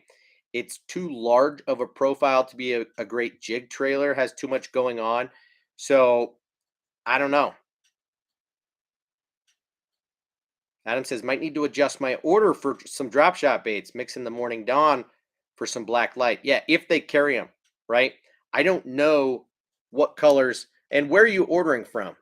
You know, we can help you shop right now.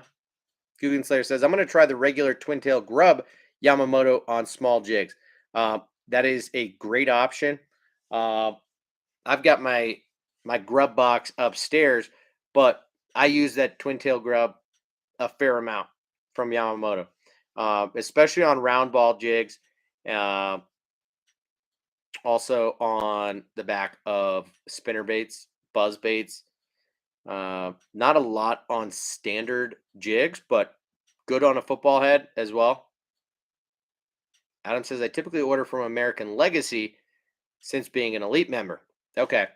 Yeah, I don't really fish from ALF. Yeah, Hula Grub is a good one too, Lord Vader. Uh, it's just I think they're a little bit more expensive. Like the double tail grub, don't you get like 20 in a pack? And the Hula Grub you get like 10. Um, so I throw the Hula Grub on a round ball jig just with no skirt because the Hula Grub has that built-in skirt.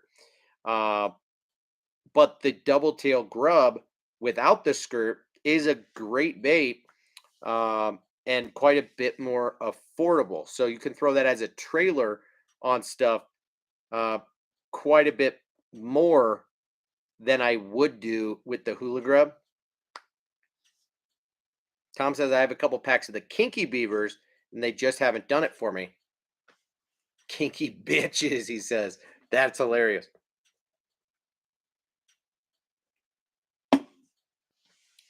Payment up front, which is pretty cool. What are you talking about, Matt? Payment up front on what? Please excuse me while I, you know what?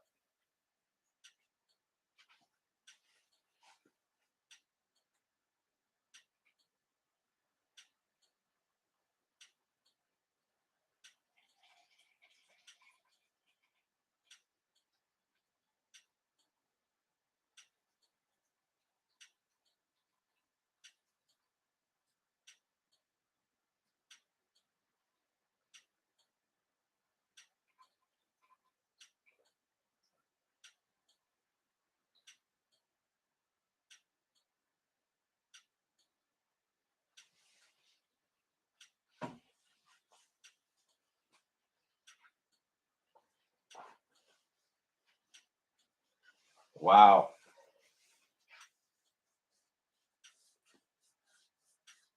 Whole beer just came out of me there. That was surprising. You know, maybe we should help Adam build an order of drop shot baits.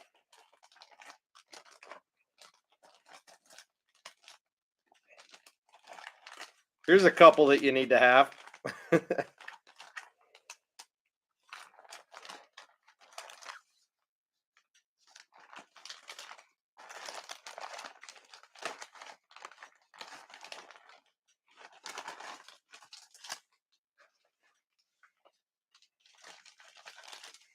So aside from max scent baits, which we don't need to talk about a lot, because we've already talked about enough, a few that are really underrated, that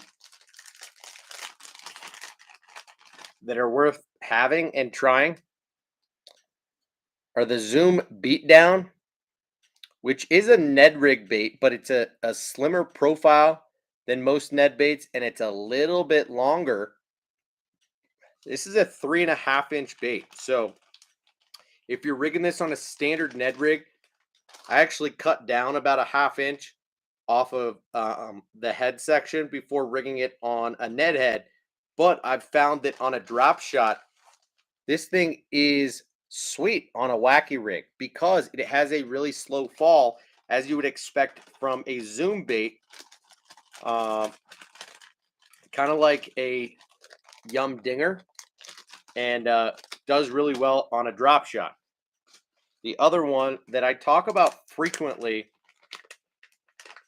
and I really like is the Strike King Baby Z2. So this is a fluke style bait, downsized and made from Elastec. So,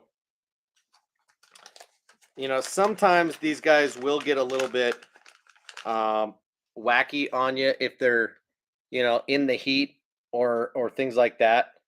But in the water, they don't really have any issues.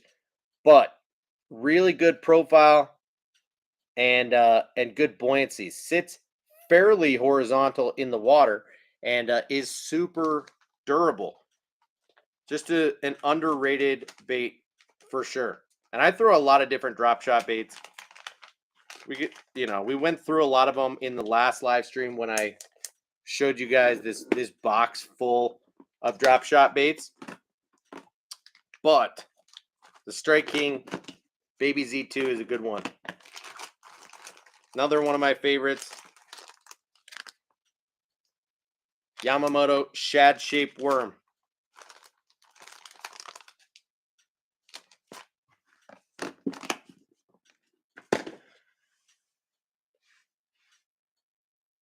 Oh, got itchy eyes. It's that time of year that the allergies are starting to kick in for me here.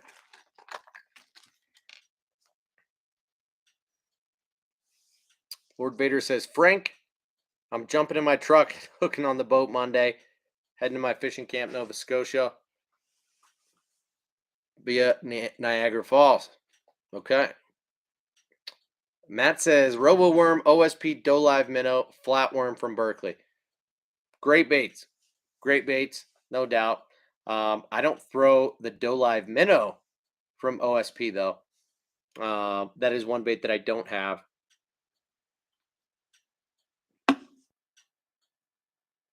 The flatworm is really good. The hitworm is really good, but you do have to work those baits a little bit more aggressively because of the super high salt content in them. Uh, they're not ones that are going to sit in the fish's face. So you do have to do a little bit more work with it on a drop shot, but the scent is too good. Matt says the HP minnow from OSP.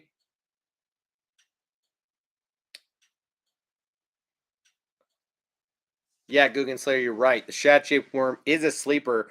I don't know why it doesn't get a little bit more attention than it does. And it's one of the most affordable Yamamoto baits on the market. You get 10 in a pack, and they're like $5. $4 or $5. Good deal.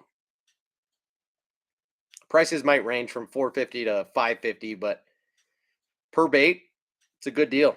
And people like to rig them both ways. I like to rig them with the flat side down, get a little bit slower of a fall. Um, but I think most people would typically rig it with the flat side up just because it looks a little bit more bait fishy with that belly underneath. But everybody rigs them their own way for sure. Adam, feel free to ask offline as well. There are a bunch of other drop shot baits that you could and perhaps should get, especially ones from Z-Man. But, X Zone makes some great baits. Uh, even the one bait that I don't have any experience with, but that is newer to the market, I think, uh, is the Powerbait Straight Money. These things have 15 in a pack, and it reminds me a little bit of the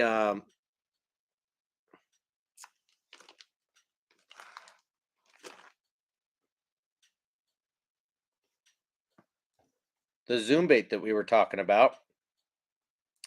In that this guy is mostly round, has a slightly flat belly.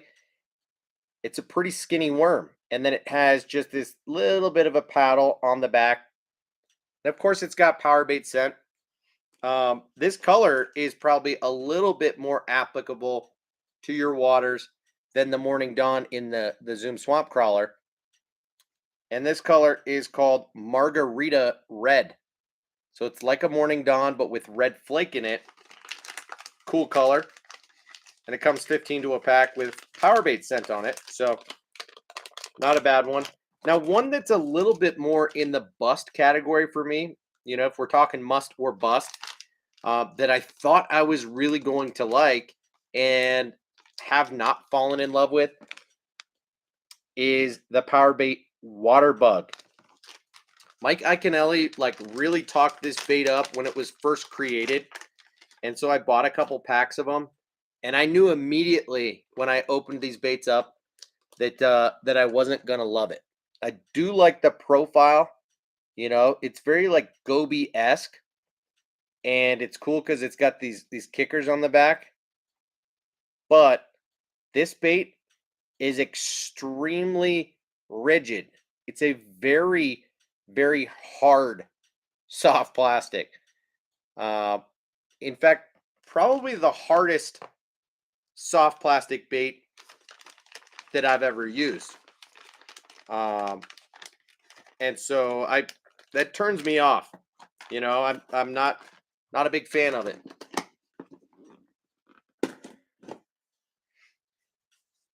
Got that power bait on my fingers, got to smell it. Matt says, I always wonder how DRT sells their jigs for $6, but then other JDM brands are more. But their own design, but outsourced to China, but are pretty nice. But I don't know what you're saying, dude. HP minnow is a great bait, Dugan Slayer. Has great quiver to it. If fish are eating small minnows in the area, it kills them.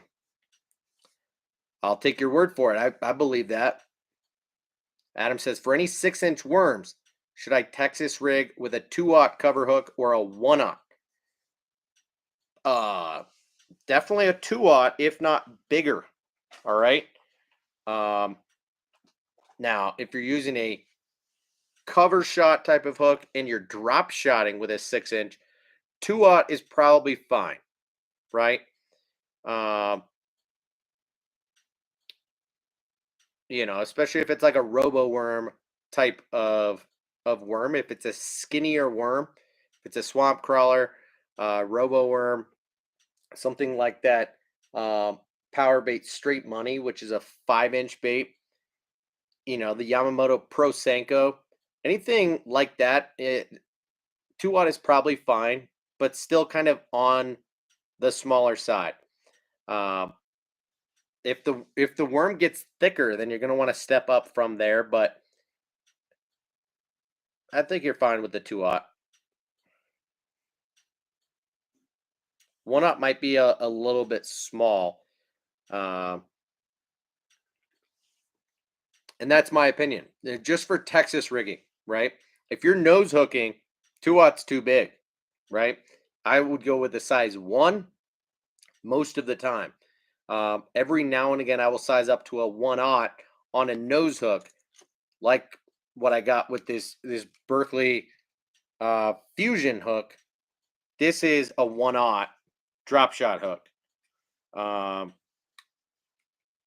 So that's part of why I got it, is that typically with that owner Mosquito, I prefer a size 1, sometimes even smaller. But this is a 1/0, and I think on some baits when nose hooking, this will do just fine. Again, looking at it, I don't love the gap there. I don't hate it. I will try it, but in my opinion, that's a little bit too in line with that line tie. Just not quite enough clearance there. So will I bend this out? Probably not. I'll just see how it does.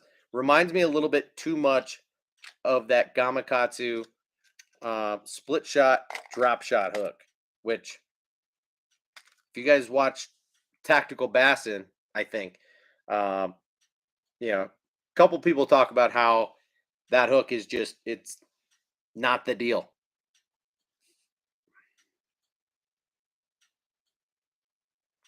So what else, guys? What else?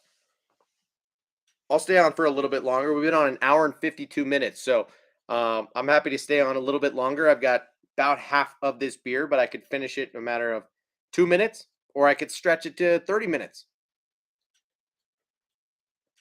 Adam, don't be sorry that we're talking drop shot. Doesn't matter, dude. We can literally talk about anything. Theoretically, we've been talking too much about hard baits and specifically crankbaits. Some about jerk baits, but we've been talking about crankbaits a lot over the last couple of months, and I'm happy to take this in any which direction, especially when talking soft plastics. And different ways of rigging, specific types of terminal tackle, opinions on one bait over another. We do need to get into eventually talking about all of the baits that are new to me that I'm really looking forward to trying this year. Just looking down at this JDM soft plastics box, it's like I'm curious to drop shot this little baby Duo Realis Nomase Gill on some bed fishing fish. And I'm curious to try some of these terminal tackle items. Like, I don't even remember what this is. Silicone gripper. This is for like trailer hooks and for holding, for knot protection and keeping hooks attached to baits better. These G-Crack wacky little accessory deals for the Bellows Gill specifically. Although I'm excited to try the Bellows stick this year, especially in this 5.8-inch size. I think it's going to kill on a Texas rig, as a flipping bait on a Nico rig. I didn't even remember that I had picked up an 8-inch version of this bait. That thing's giant. It should be pretty cool. But as I've talked about before, I really think the 3.8-inch size of the Bellows Gill is primo. I'm excited to try the Namazu catfish bait. Pretty weird. And then some of these like downsized baits, like the Nori's Pad 2A, this like hybrid, tube / goby bait that looks super funky. And some of these Rains baits that, this is the bubbling shaker. So it's not a new bait on the market whatsoever, but as a drop shot bait, I'm excited to try the Rains bubbling shaker just because it's got a good reputation and it's one that I haven't tried. A lot of baits to try out there, right?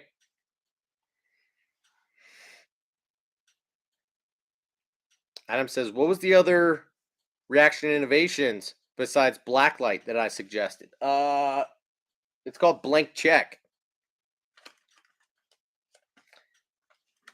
They also make a wicked color called Warmouth, which is my absolute favorite color in the Man Bear Pig.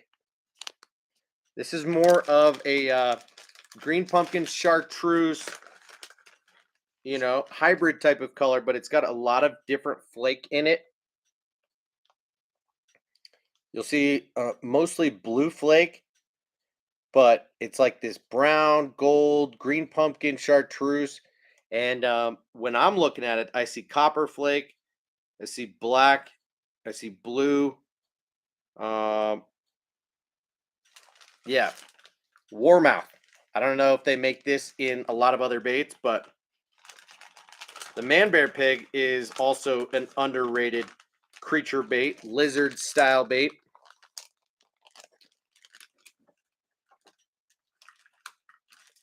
I wouldn't say it's a surprisingly good bait. I would just say it's an underrated bait. It's one that doesn't get the love that it deserves.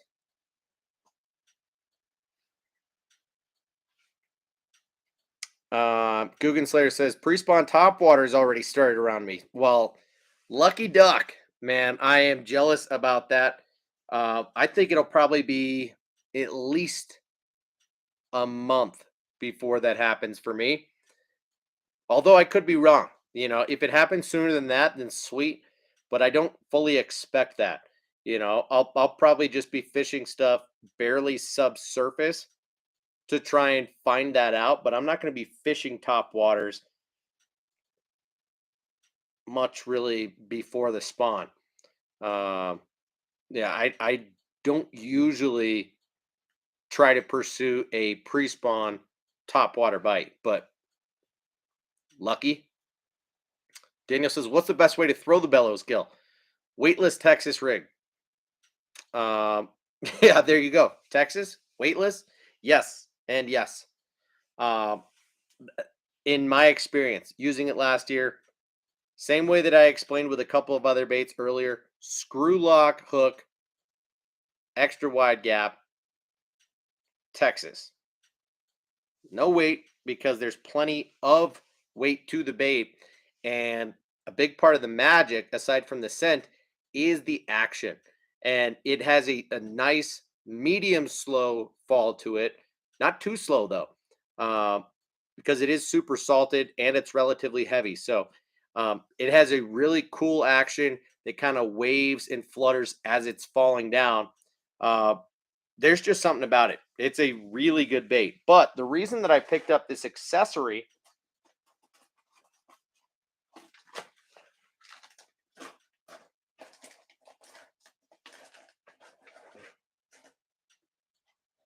Where the hell did I put them?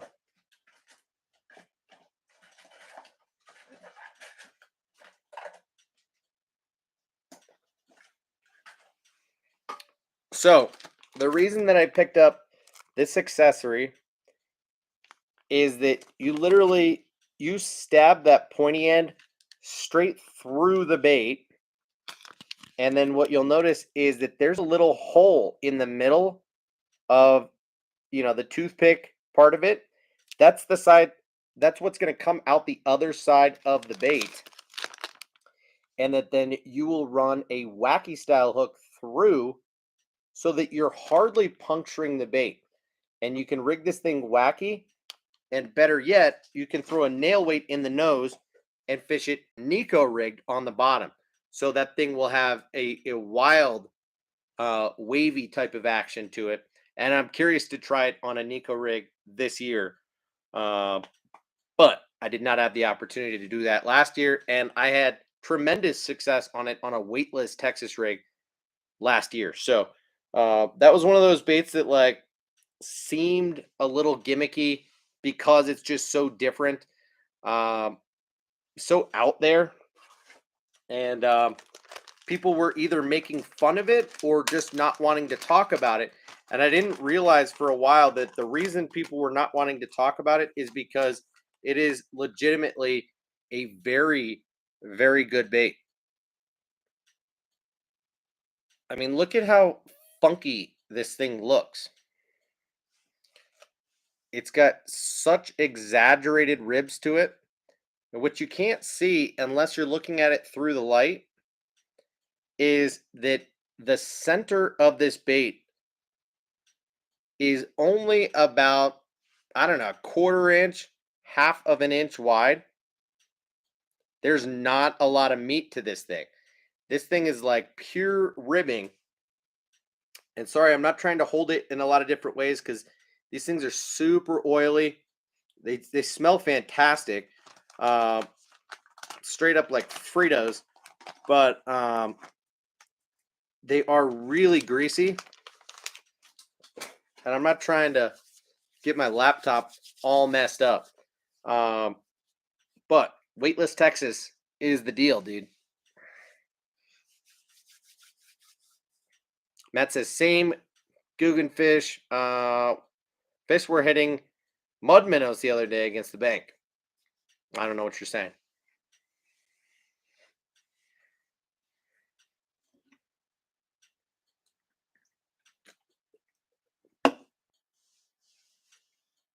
What should I throw tomorrow, guys?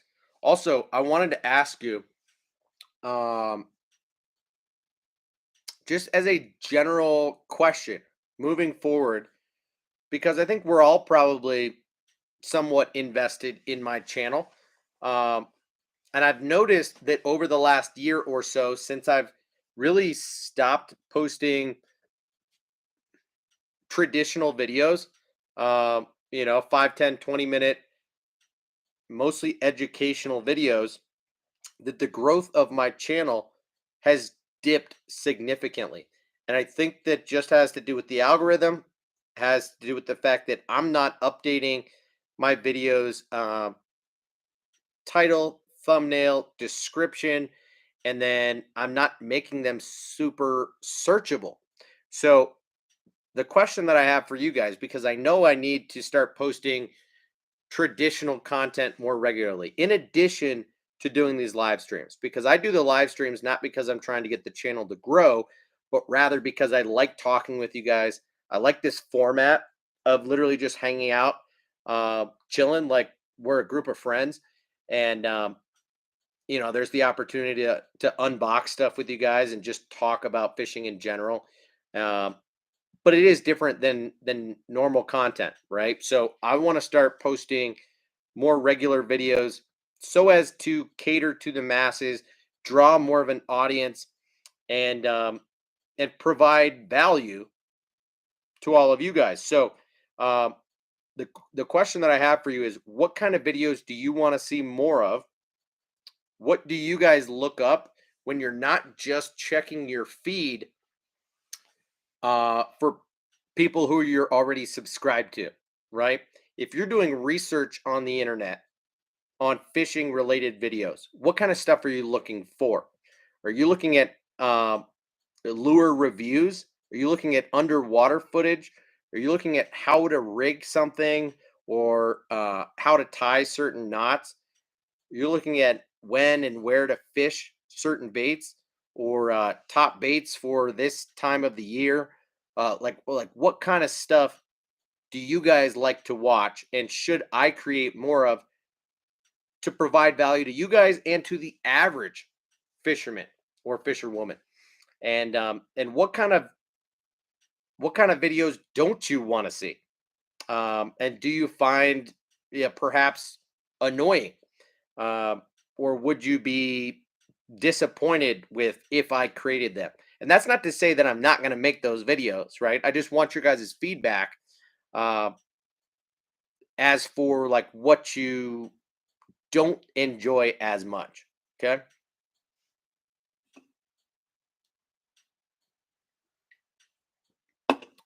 Lord Vader says short vids that show tight shots of the bait, etc. Okay. Adam says how-to videos and or videos for beginners. Cool. Lord Vader also says baits that'll be ones we'll be going to in that moment of the season. Um, yeah, the tough thing for that is that I almost have to like plan ahead. I have to post those videos before it's that time of the season for me in order for it to cater to most people, for them to be able to find it at the right time. Does that make sense? Because here in Colorado, I'm a month or two behind people on the East Coast, especially down south, and a little bit ahead of people in the North or in the Midwest, but not by much. So if I'm talking about best baits for April, you know, for me, that's like early spring, pre spawn, whereas that's not necessarily true for everybody. So maybe it's more general, like best pre spawn baits, etc. Best cold water spring baits, things like that. So um, still good to know. I appreciate that. Matt says clickbait titles really aren't that searchable since they're a specific type of title, but you get YouTubers views, somehow the people that are already subscribed, or when YouTube recommends a video. Yeah, I hear you. I'm not trying to make clickbait videos, but rather just searchable content, right? If you're already looking up, information on, like, if you've just heard about the Depths Evoke square bill, right?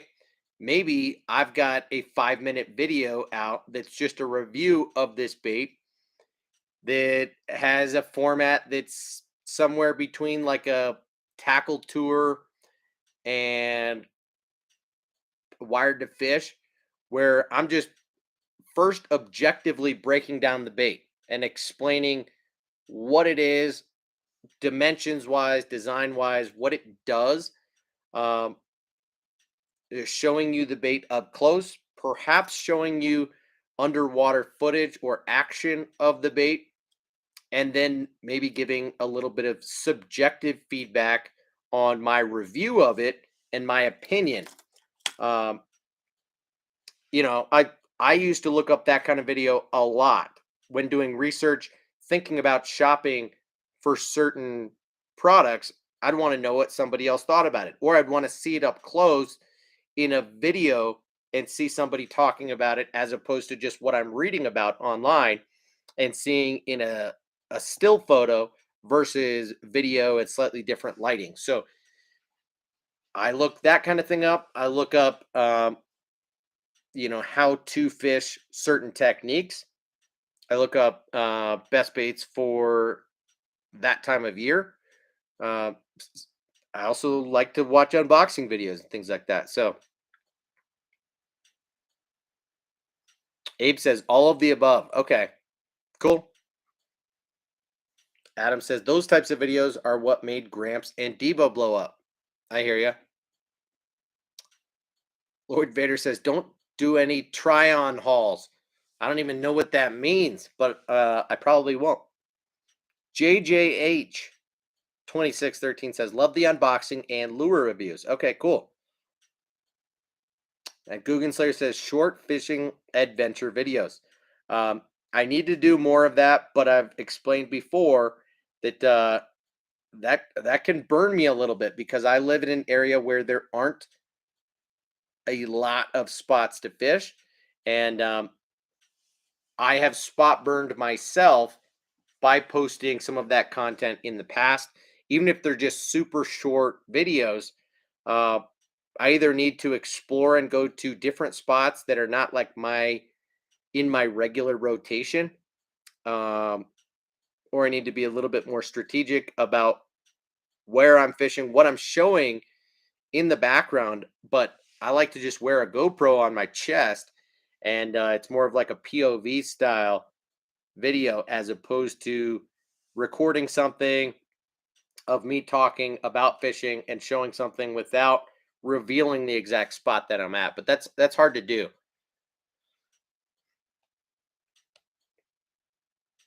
Adam says, I would also say doing lives with other YouTubers. That's how I found you when you were on with Debo. Okay.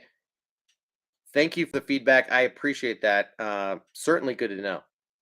Ron says, mind if I go off topic slightly? Of course. Go for it, dude. Feel free to chime in with whatever you have.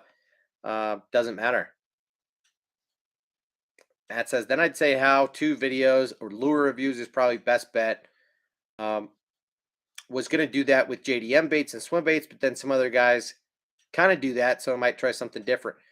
No, if other guys are already doing that, that doesn't mean that you shouldn't do that, right? Especially if it's something that you already look up.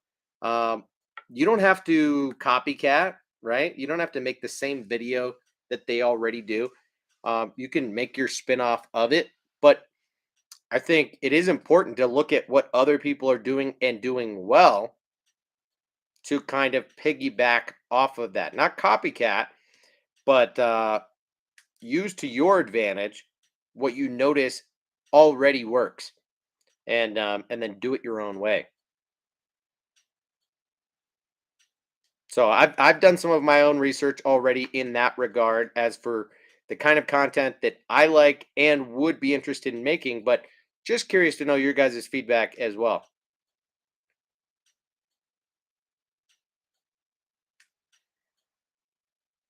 Lord Vader says, am I the only one who gets try-on hauls and yoga morning stretch video?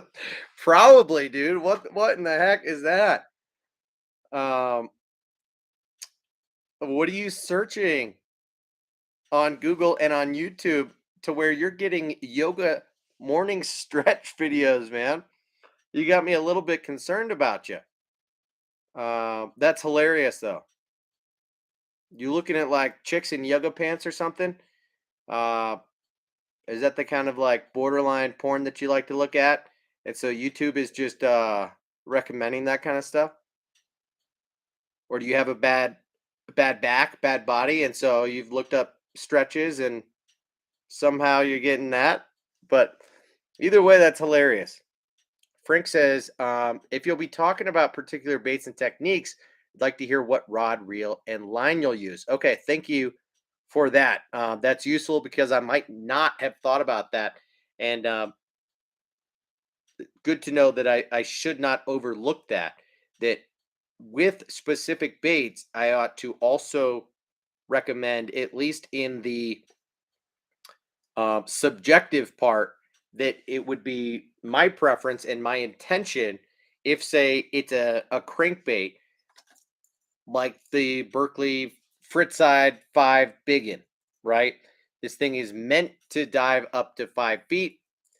It is a flat-sided crankbait, mostly for cold water, tight action, but that I will probably throw this on a traditional crankbait setup that is a 7 foot medium power, more moderate, fast type of action, and on 12-pound fluorocarbon specifically with like a 6-speed gear ratio type of reel. Good to know. Thank you. Ron says, has anyone on here seen anything strange while fishing or hunting? Yeah, I mean, sure. What what are you talking about, Ron? What kind of strange stuff are you talking about? Seen a lot of strange stuff.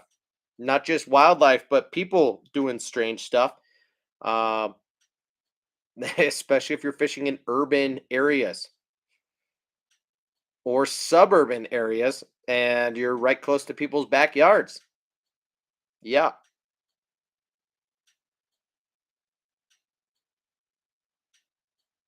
Frank says, my feed is filled with fishing, lawn care, and cooking. Yeah, because that's what you're looking up. But yeah, I think Lord Vader is searching some interesting stuff. I see sports content, I see fighting content, I see fishing stuff, and then like podcasty type of stuff because I'll occasionally watch like Joe Rogan and some other podcasts. But that's pretty much what my YouTube feed looks like. Not a lot of yoga stretch videos. Tom Mix says the two fish that I caught today were both Texas rig baits. One was a 1/8 ounce, the other was 3/16. Sweet beaver on the 3/16. Crawfather on the 1/8. Yeah, the crawfather is actually one that I don't have, but I don't know why, but that profile has never really intrigued me. Just looks a little bit I don't know, unappealing. I don't know why. I I just assumed that some of those baits.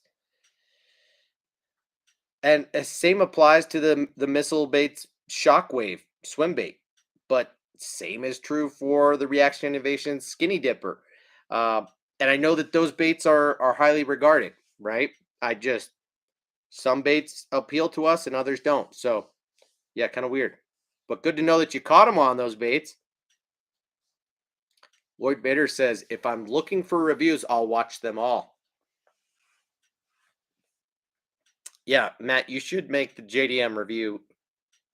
I'll make reviews if you make reviews and we could just commit to it. I mean, there's enough. Our tackle collection is big enough to where we could be pumping those videos out, dude.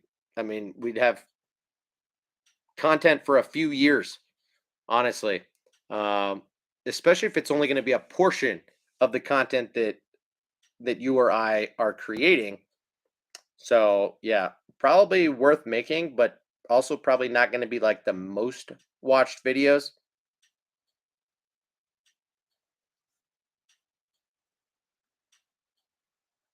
Jeez.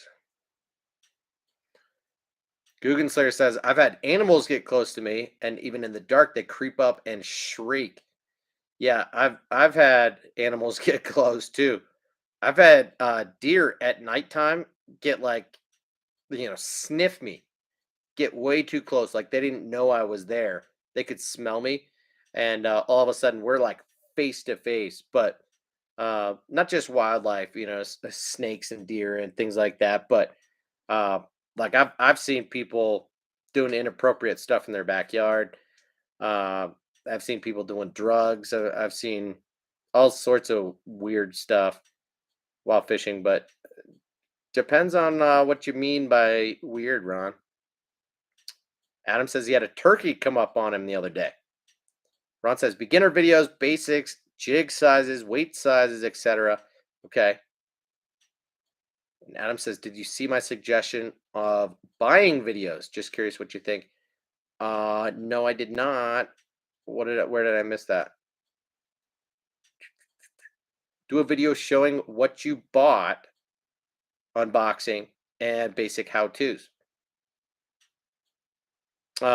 Yeah, I used to do more of that, and then the last year I've just been unboxing everything on live, and I try to incorporate some of that already, but yeah, no, that's a good idea for sure.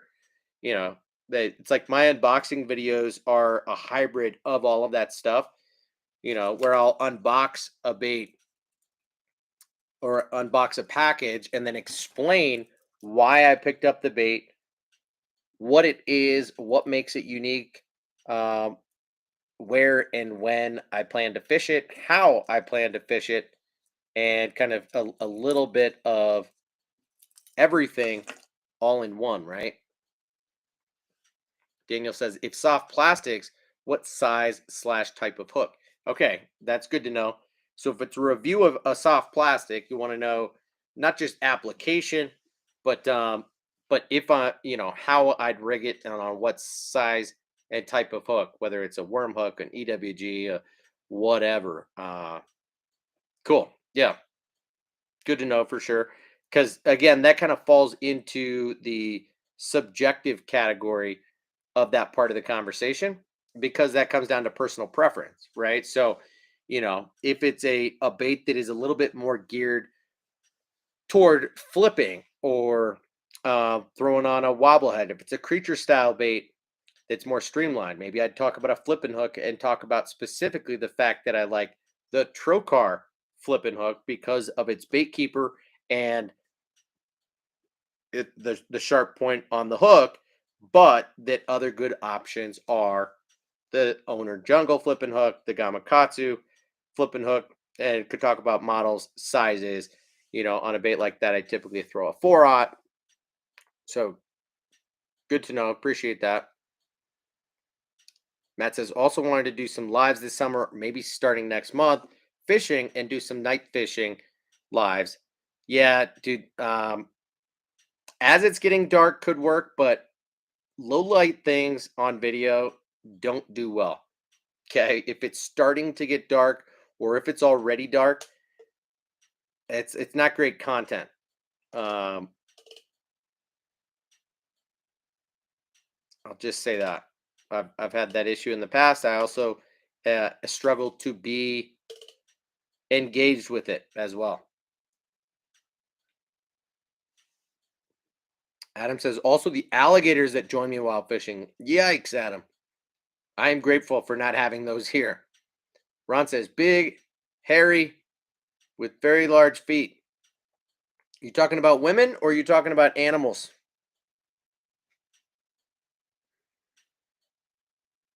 Holy crap, I'm behind on comments.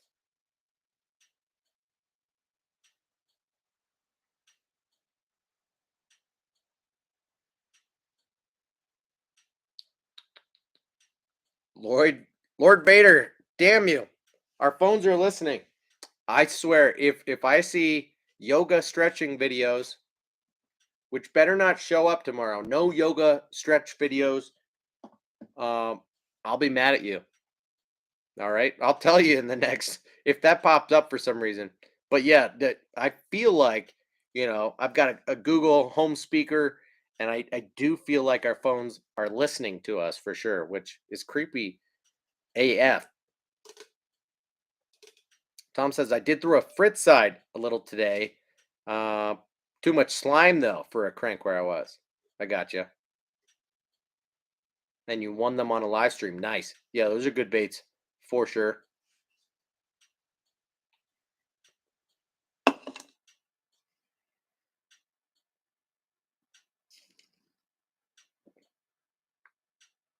Whoa, Matt, that sounds creepy, dude.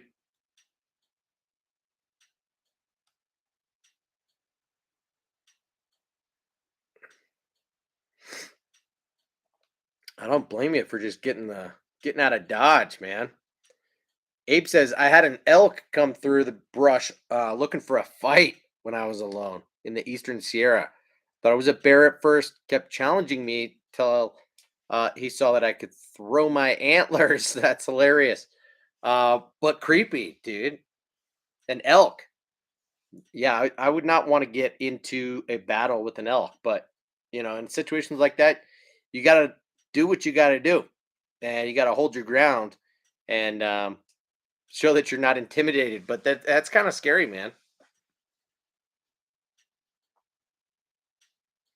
Adam says my suggestion was a viewer sends you money and you shop for them, then do an unboxing video of what you got with the basic how to use everything, like you would get everything for me, drop shot wise.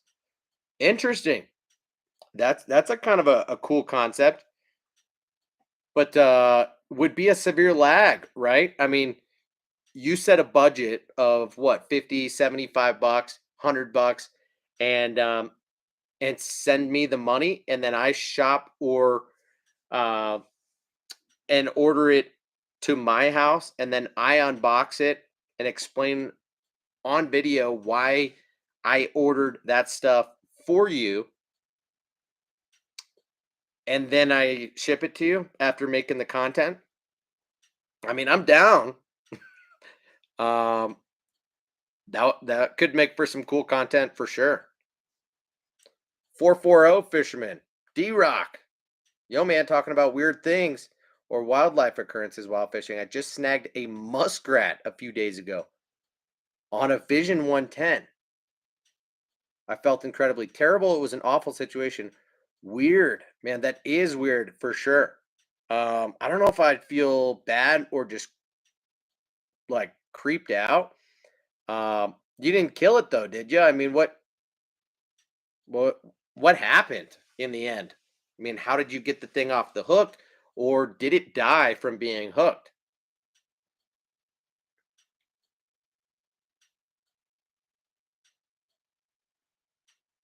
Adam says, then teach me how to use it before sending it to me. Never seen any YouTuber do that. I haven't either. Yeah, that's a great idea. It's kind of a one-off from, say, what realistic fishing does, um, in unboxing subscriber sent lures. Debo does some of that, and like Kevin the bait man Baxter, um, has done some, like, subscribers donate money, and then I shop with that money, right? So if you donate on this live stream, then I commit to spending that money while shopping. So like he'd hop on Tackle Warehouse and donations start flying in, and that's the budget that he has to work with, and spends that amount of money, ends up giving away a lot of it when that package comes. So yeah, kind of a similar concept, but even cooler, I suppose. Um, I like that, man. Tom says I caught another fish on a skirted Ned rig. Nice. With a bit down crawfather a couple weeks back, so I thought I'd try a T rig today. Yeah, skirted Ned rig can be deadly, dude. I kind of always carry one or have one with me. Um, Not in this box, but the other one that I've been bringing with me. I really like those Z-Man Finesse Shrooms micro jigs. I almost always have a couple of them sitting here on the desk, but I don't know where the closest one is here. Yeah, here's one.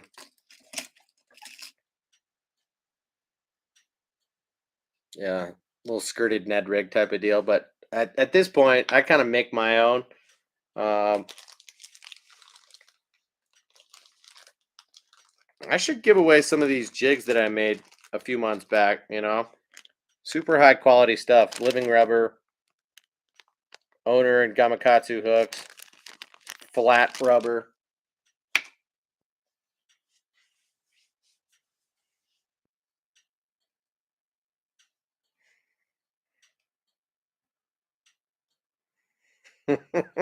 Daniel's getting yoga videos.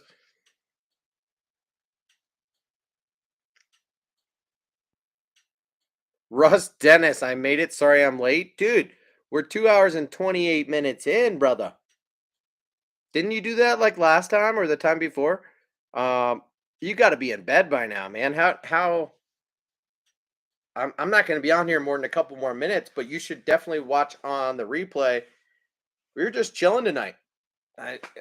Time has flown by, 2.5 hours in. I don't know how.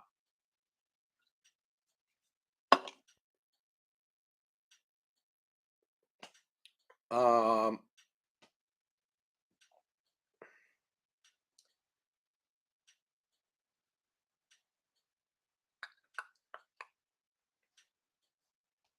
so whatever happened to that? Okay, no problem, Russ. I got you. I have a lot of respect for the fact that you were on date night, dude. I mean, better than hanging out with us dudes on a date. Better to hang out with your lady for sure. So 440 fisherman, what happened with that muskrat, man?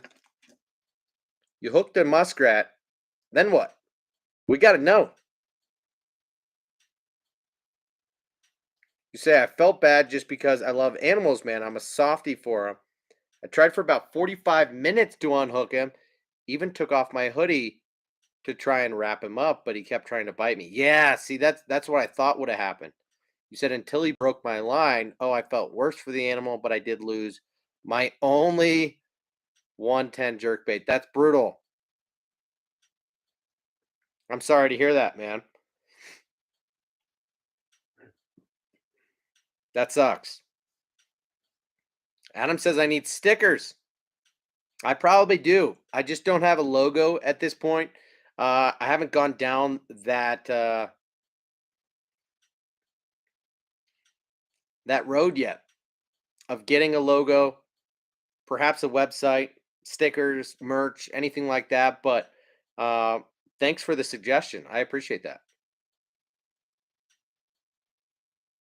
Abe says married 36 years, Tyler. Don't be so sure. You're funny, man. I'm coming up on 10 years next month.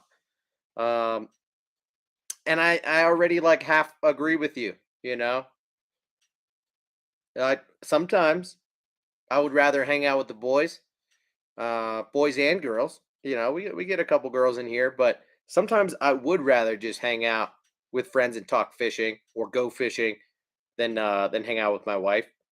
But having children, date nights are, few and far between. It's not like we're dating anymore, and it's a different ball game for sure.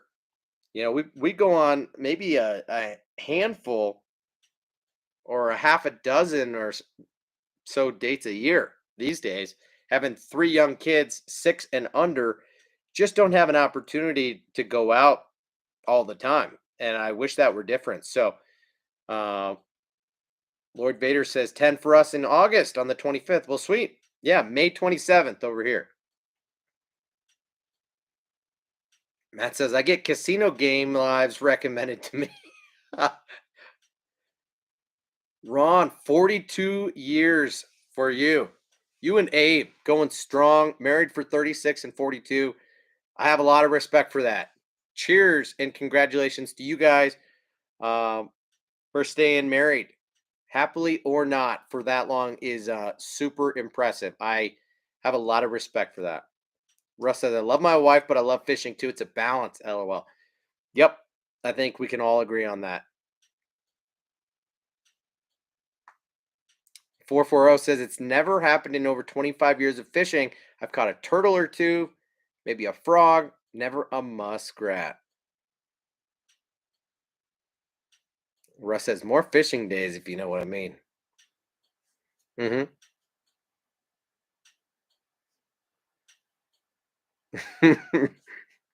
You guys try not to have date night. That's funny.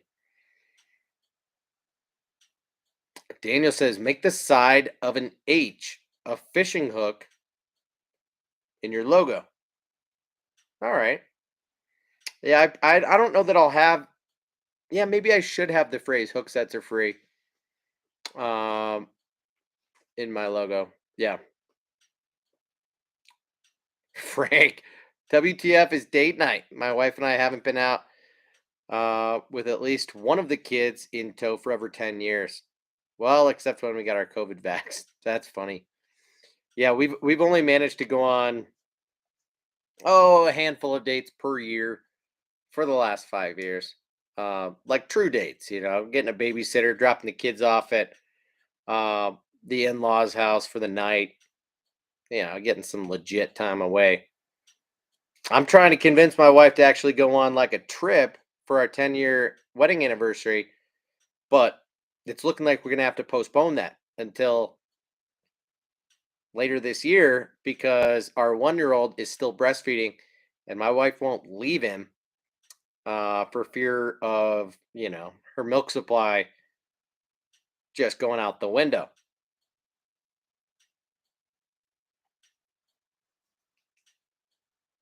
Adam says every 2 weeks a date, every 2 months a weekend getaway, every 2 years a week vacation, all without the kids. That is a secret, at least for us. That sounds like a good recipe, man. Every 2 weeks a date though is tough to commit to. I think about once a month is appropriate, or a good reminder of like needing to get on it. 2 weeks could be ideal. Every 2 months, a weekend getaway, solid, but definitely too much for my wife and I to commit to. Um, and every 2 years, a week vacation. That's a good idea. But a week vacation away from the kids, man, that is good for you guys. It keeps it fresh, huh?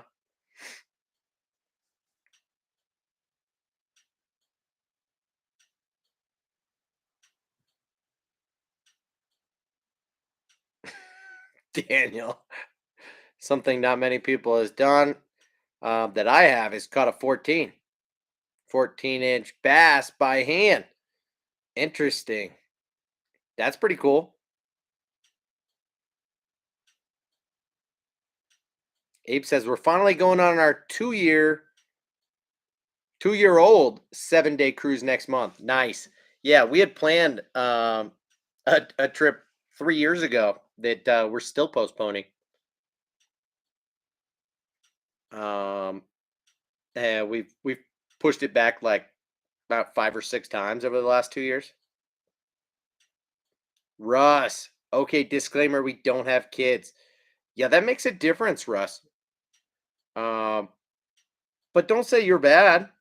You know, you did open up a little bit of a can of worms, but it's still a good conversation, and everybody can chime in with their recipe of what works well, because I think we all know that happy wife, happy life, right? So doesn't matter whether you have kids or not. You got your own recipe of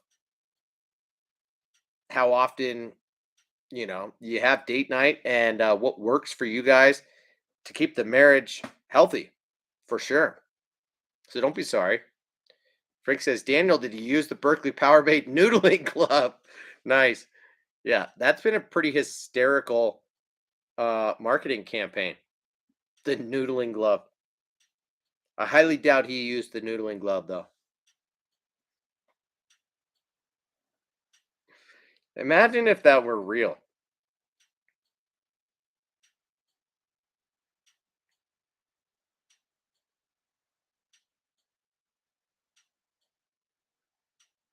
Maybe we should leave on that note. The noodling glove. Just ponder that. I mean, fishing would be so much more boring to me if all of a sudden we start going out on the water with no rods and reels. Just strap on a glove that's scented, do some funny stuff. Instead of working lures, we're just like slapping the water and you know, pretending like our hand is a lure, or just digging around and wait for a fish to bite our hand, um, in order to catch a bass. Ponder that for the night and think about just how happy you are that instead we've got a sea of lures and unlimited options. And that's all a big part of the fun. All right. Russ says the hook set is the drug of fishing, in my opinion. I totally agree. The tug is the drug. Fishing is our addiction. We're all in the same boat there. All right, guys. Thank you so much for hanging out tonight. Ron says happy wife, happy life because nothing rhymes with husband. And that's true. And we're less important than our wives, if we're being honest. They own and run everything. Um, and ordering new tackle, says Matt. Yep, that's an addiction too. So, guys, thank you so much for hanging out. 2 hours and 40 minutes. This is one of the later streams, longer streams that we've had. Tomorrow is Easter Sunday. So, happy Easter, whether or not you guys believe. I do. So, I will say a little bit prematurely, He is risen. Happy Easter. Hope you guys have a great Easter Sunday and the rest of your weekend. Um, Hope you're able to get out on the water like me tomorrow, catch some fish, and I'll see you guys in the next one. All right. Cheers. Thank you for your support. Hit that thumbs up.